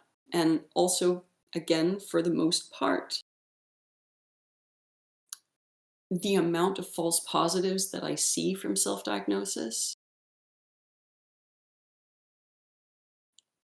I don't think there are that many with autism in particular. um in part because, especially among young people, autism is not a popular word to put on yourself. It is in some circles, but I also see a lot of, especially teenagers, saying that that word is just going to get you bullied more. mhm. Yeah, I can Um, see where that this is the case in certain environments, but yeah. I definitely also see community and also like acceptance, Mhm, community, uh, this idea that you don't have to change your personality in mhm, order to be fit in better, and I think mhm. that's very very appealing for everyone, and especially for Of young course it people. is. That's Of course that's it is. insanely appealing. Like if you have, yeah, just the sense of community itself already is, I think, a big one. Mhm. And I think there is a lot of that would create a lot of incentives to have false positives. Um, But I think people who seek community online can find it in many different places. I mean, And Yeah, yet we have so many young people searching for it. Yes, but that's another point, is the increase in autism diagnoses. It is so rapidly increasing that I had a discussion with a friend um, a while ago, actually, and we talked about how certainly there's an increase that can be explained by a better understanding of autism. Like definitely, some of it can be explained that way. Changing diagnostic criteria, better understanding definitely explains a huge part of the increase. But there's something more happening, and I don't know what it is. Um, I do still consider autism to be largely genetic, but I think we have to think epigenetics as well, and genetic triggers. And I don't know if there is so much trauma happening that it triggers otherwise inactive genes. I don't know. I cannot fathom what might be the explanation, but the increase in autism diagnoses, official, um, is so extreme that it's hard to think that it's only that we have a better understanding. Is there any? I feel like that's a pretty far. Like I think it's way. I'm not an expert, but Mm, you can correct me. And I feel like it's a way more studied phenomenon, this idea of people assessing themselves as something in order to mm, or social contagion is also a very, I think, pretty well studied phenomenon, right? Like since I think the first time it has been like this book that caused so many people to commit suicide, like stuff like suicide or depression, has definitely a social contagious uh, aspect to it. And I don't see why autism and ADHD and all of these other things should not be part of it. I think that's. it's possible. I don't know. I don't know. Mhm. But the thing is, I mean, we also know that it's not reversible. I think there must be a genetic component, like with epigenetic triggers happening. Um, Wait, one question. If you say genetic components, is it testable? Like in this, in the, so can we no, because take? there are so many genes identified that are related to autism that it's not like we can go into someone's genetic code right now and say you're autistic or not, Mhm, because it's so complicated. mhm. Um, the last time I read about it, I think it was like 213 different genes. Um, and the thing that what we do know about DNA and epigenetics is that you can if everyone has genes that are activated and genes that aren't activated, and inactive genes can become activated because of what you experience. Everything we experience changes us, right? So our neurology changes constantly, but also DNA can get triggered to activate. So if you have inactive genes, and this is complete speculation, by the way, complete speculation. Uh, if you had an inactive gene that, if activated, would cause autism, then potentially being exposed to something in your childhood that triggers that gene to activate would then make you become autistic, in theory. And the thing is, right now, we just don't know. So far, and again, this is the last time I read it, so it could have changed since then. But the last numbers I recall from like um, studies on identical twins is that autism, like we can explain 70 something percent of it through genetic components, but then the rest of it is in utero environment, exposure to different things. Like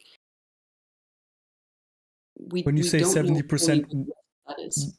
what do you mean when you say we can explain 70%? So the way that studies like that are done is that you will look at a certain number of identical twins wherein either one or both are autistic, and you will say, okay, in how many cases, because identical twins obviously have Yeah, identical yeah. genes. And how, so 70 out of 100 have Yeah, both it's like either one or the other.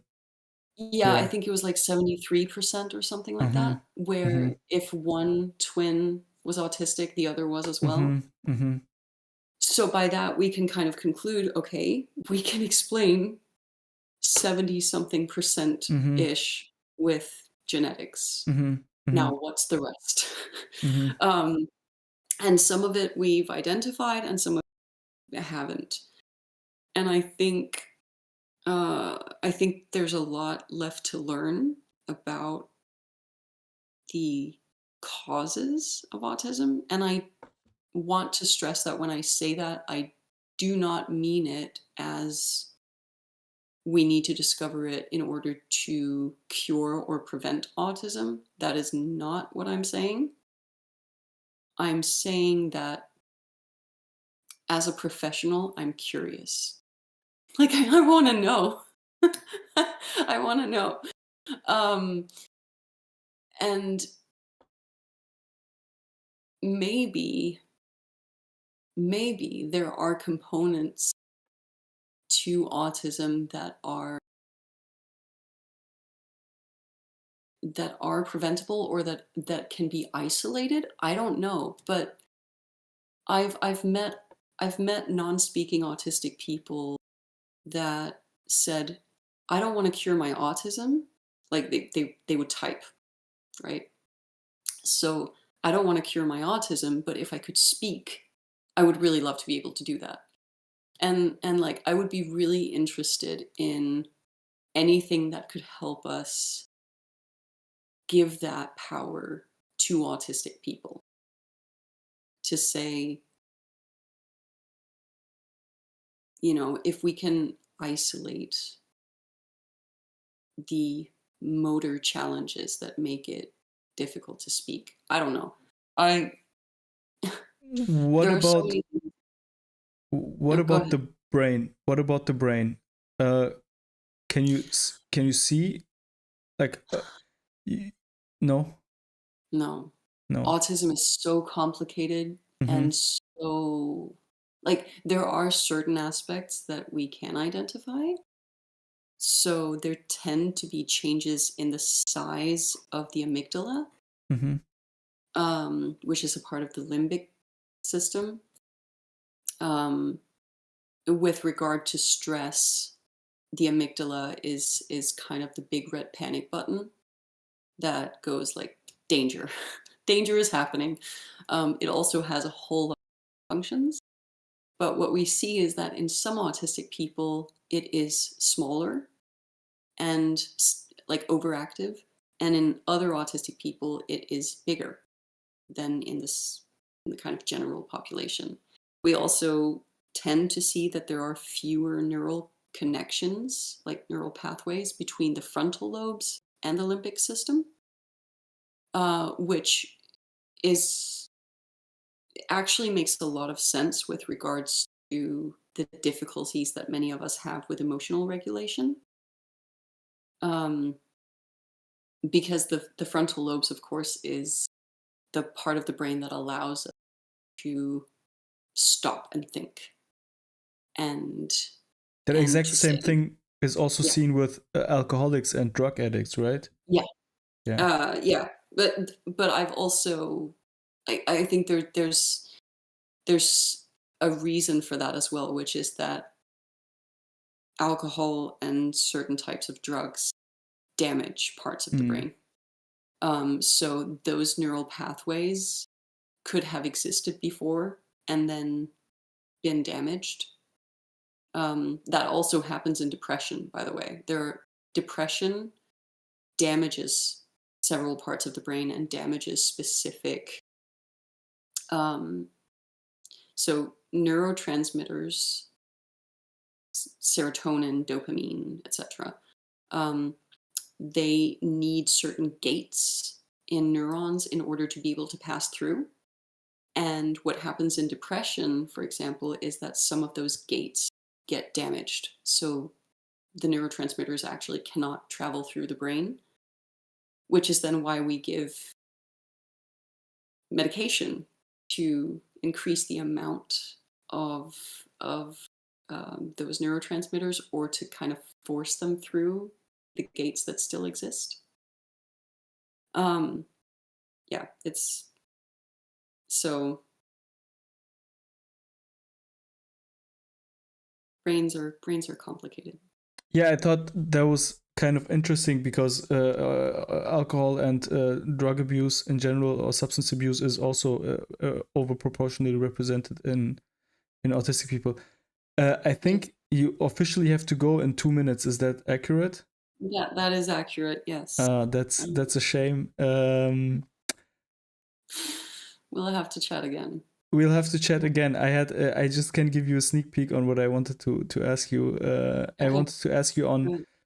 autism and gender. I think is also really interesting, and Yes. obviously autism treatment, quote unquote, and gender Wow. differences in autism. But maybe at some point we find time to sit down again.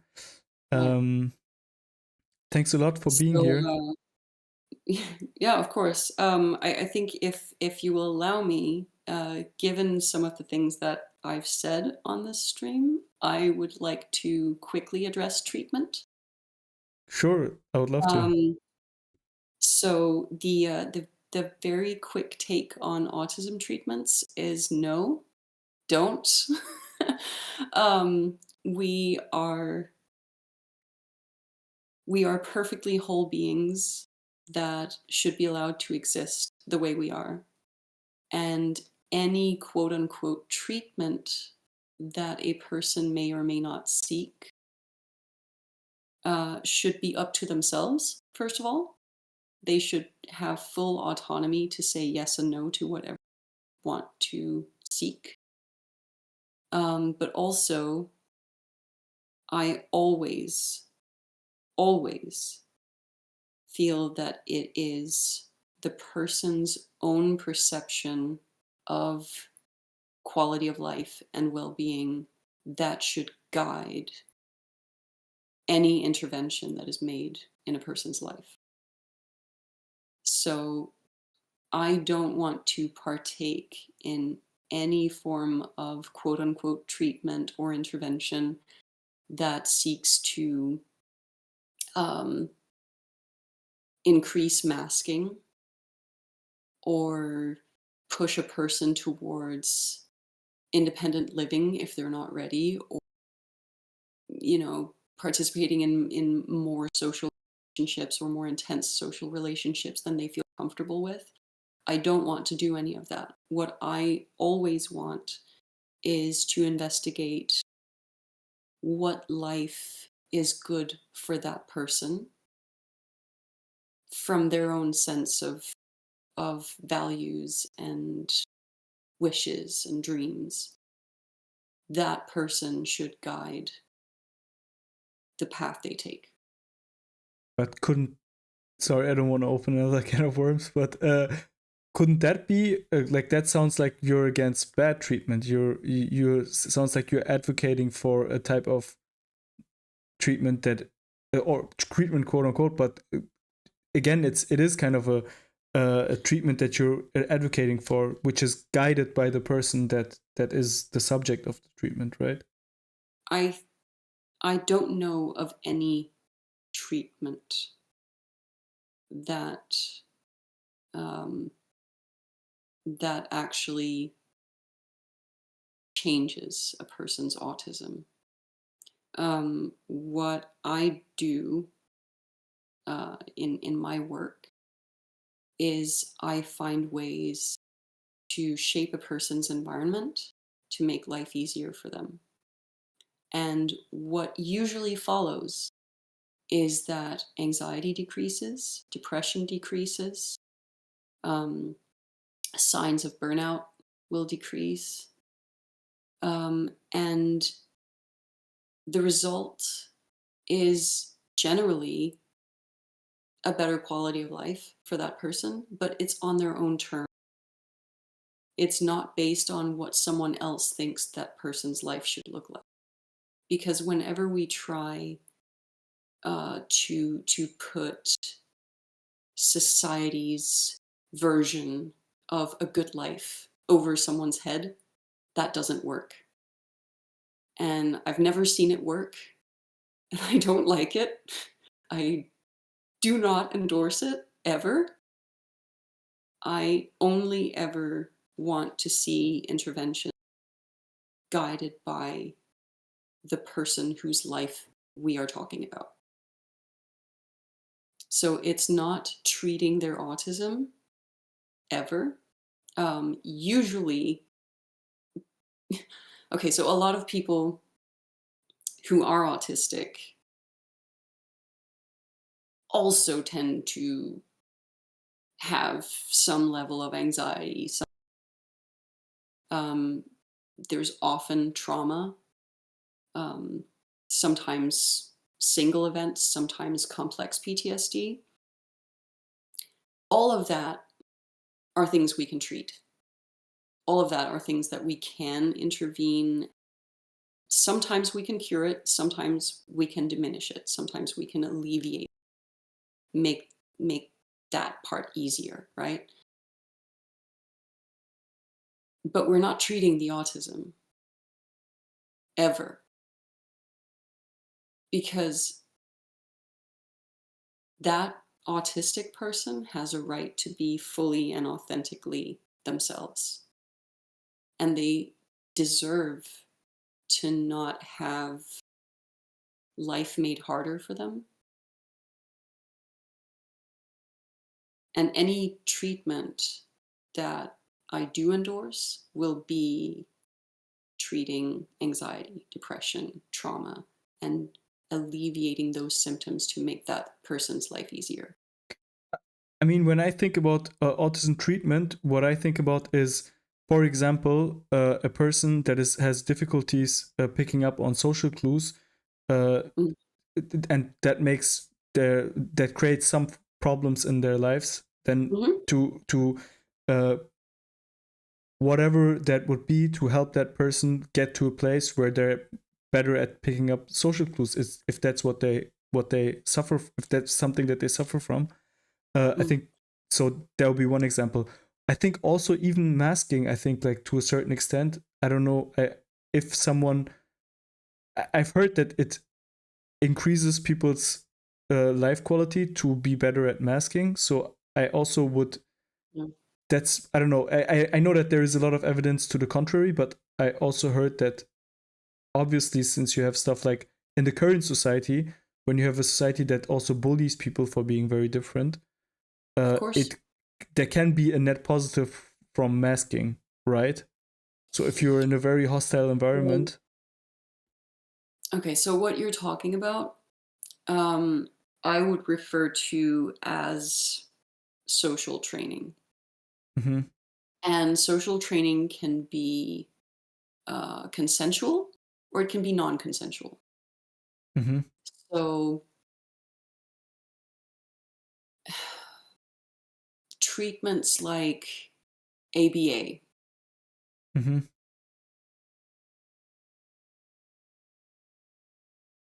make me angry, mm-hmm, um, because that is not done with the autistic child's best interest in mind.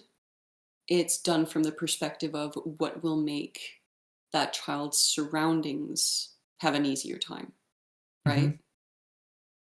I do not approve ever If a teenager comes to me and says, I have serious difficulties picking up on social cues, I have a really hard time with friends, I really want to be better. Mm-hmm. Okay, Mm-hmm. now that person has come to me and said, this is what I want. Okay, fine. We can work on some skills and you can use them when you want to, but Mm-hmm. not to an extent that it changes who you are. We're just teaching you some skills that you can apply when you feel that they are appropriate, right? So that's voluntary, that's consensual, that is autonomy and agency for that person. Mm-hmm. And that can build confidence and that can help that person's life. But what I don't want to do is encourage 24/7 masking, Mm-hmm. because 24/7 masking is draining and is a direct cause of burnout. Mm-hmm. And that is long-term harmful. And that is not something I would wish on anyone. I guess So, your point is that the consent question with yeah, children is that children are not able to consent to. I mean, it's a very complicated topic. very complicated Medical topic. consent of children is a really difficult topic, I think. Yeah. I don't really have a strong position there. I'm not really sure. Mhm. Also in this case, but I get your general concern. So when it comes to children, the only thing that I would do to intervene in their behavior is if they harm others or themselves, obviously. I would I would want to keep the child safe, and I would want to make sure that the child does not inflict any harm. For example, a child that throws things or who hits other people out of frustration, right? I would that's normal uh normal raising of a child to teach them don't hit others, right? Mm-hmm. And if it's not possible for the child to regulate themselves in order to not hit, then we try to redirect and get them to a safe place, right? Um, but I'm not ever advocating for punishing a child for doing things that are not socially acceptable. We do not use punishment ever. It does not work, and it is harmful in all kinds of ways. We don't do it. Wait, punishing Um, children in general is Negative harmful. reinforcement Negative actually is, reinforcement. yeah. Mm-hmm. So negative reinforcement punishments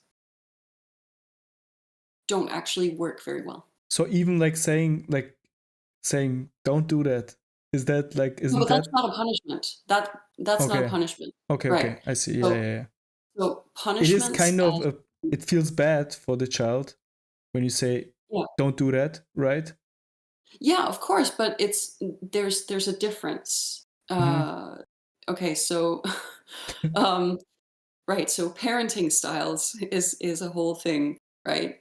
Um, so when I say punishment, what I mean is negative reinforcement. If you yell at a child, if you take away their stuff, if you use any form of physical punishment, that is not effective and in many cases directly harmful.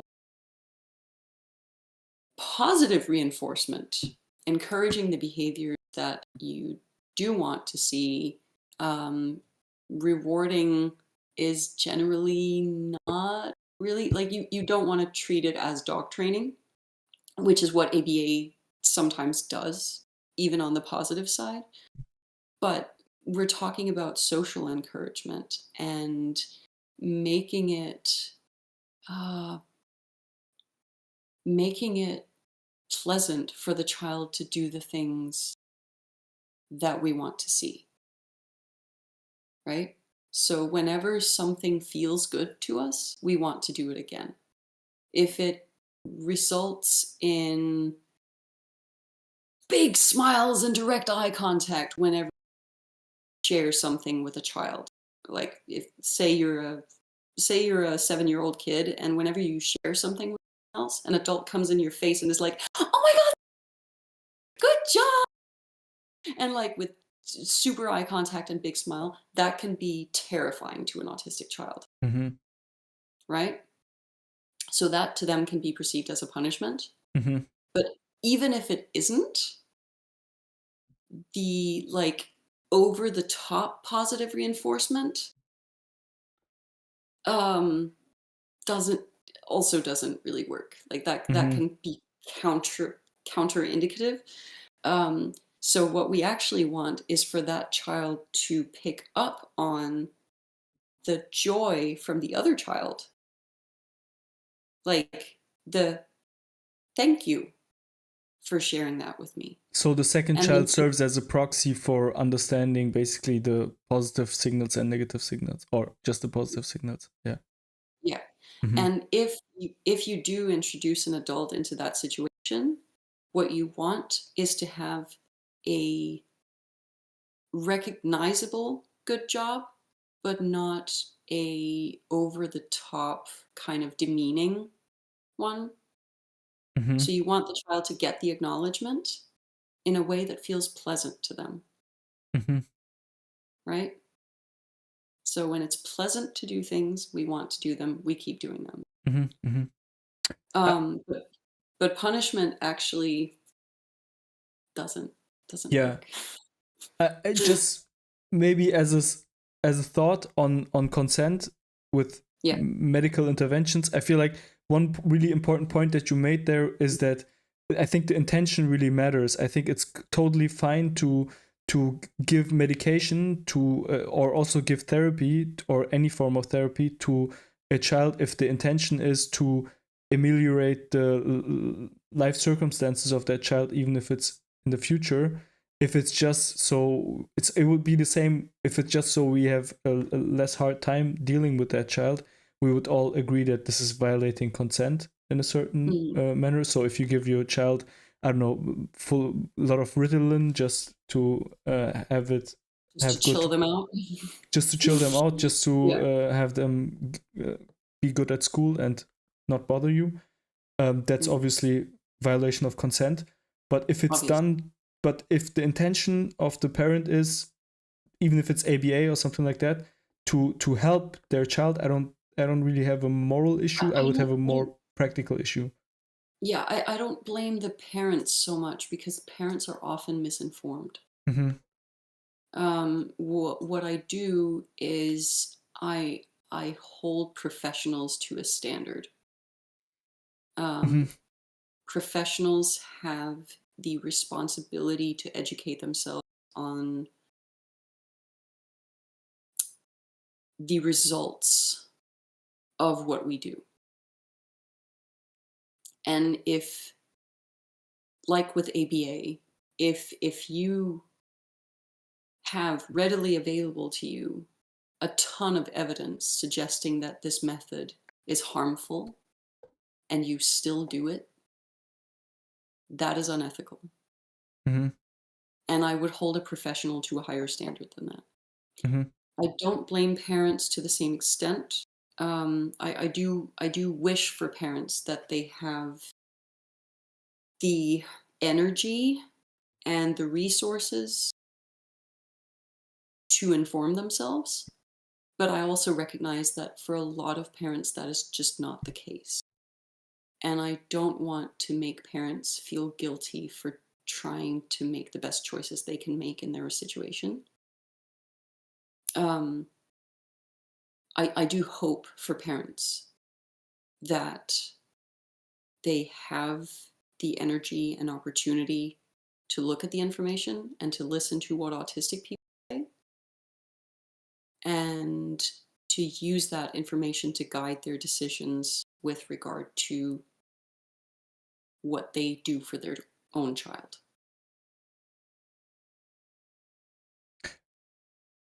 I know you have to go. Yeah. Um, But I feel like this was an important topic to cover, yeah, yeah. especially um, yeah, yeah. Thanks a lot for being here, for having been here.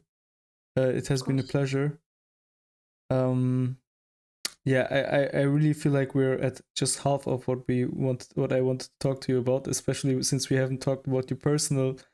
Uh, yeah, it is really easy to forget that you are also, because you have such a you have such a professional attitude, like in the sense of you're from a third person perspective, you're always talking about the topic, and one easily forgets that you're also the subject of your own, of the topic that you're an expert in. uh Mm. yeah, so but people can go to your channel, check it out. I don't know, do you plan on recording more videos, doing more YouTube content? You know, I wish that I would have time to do that, but the fact is, I now I have a 1-year-old, and so my time to work is very limited, and I spend most of that time either doing clinical work or working on book projects. Um, I also do the podcast called Autistic Tidbits and Tangents with Dr. Kara Diamond and Bruce Petherick. Uh, we have a lot of fun conversations, and I enjoy doing that. But that's one of the only times that I spend my free time doing anything related to work. Yeah, so I have one book out already, and I have one coming out in December, and I have 19th of December, right? I think so. I've seen a couple of different dates, so I'm not sure which is the right one. I really the publisher will clarify that for me soon, but it's very possible it's the 19th. Um, but then I have several other book projects that I'm working on, and yeah, that's pretty much all of my time. So I wish that I felt I had the time to do YouTube videos, but realistically, I don't. I can see. um, yeah, but if people do want to hear something from me on a fairly regular basis, I would encourage them to check out. Yeah, just send me the link and I'll put it in the description of that of the stream. Okay, uh awesome. then people know where they can find more of what you're talking about. Okay, uh Thank you, thank you. and Thank you hopefully for see having you me. again. Yeah, yeah, this was nice. I think so too. Have a good night. Bye bye. Bye bye. That's it. That was really, really fun and interesting.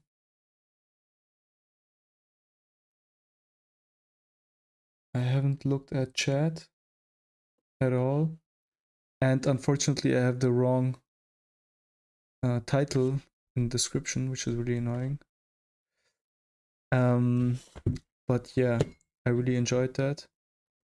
Sorry for not being here, not having been here for such a long time. I hope that I will be able to do more soon. And yeah, I hope you also enjoy the stream. Have a good day. Bye bye.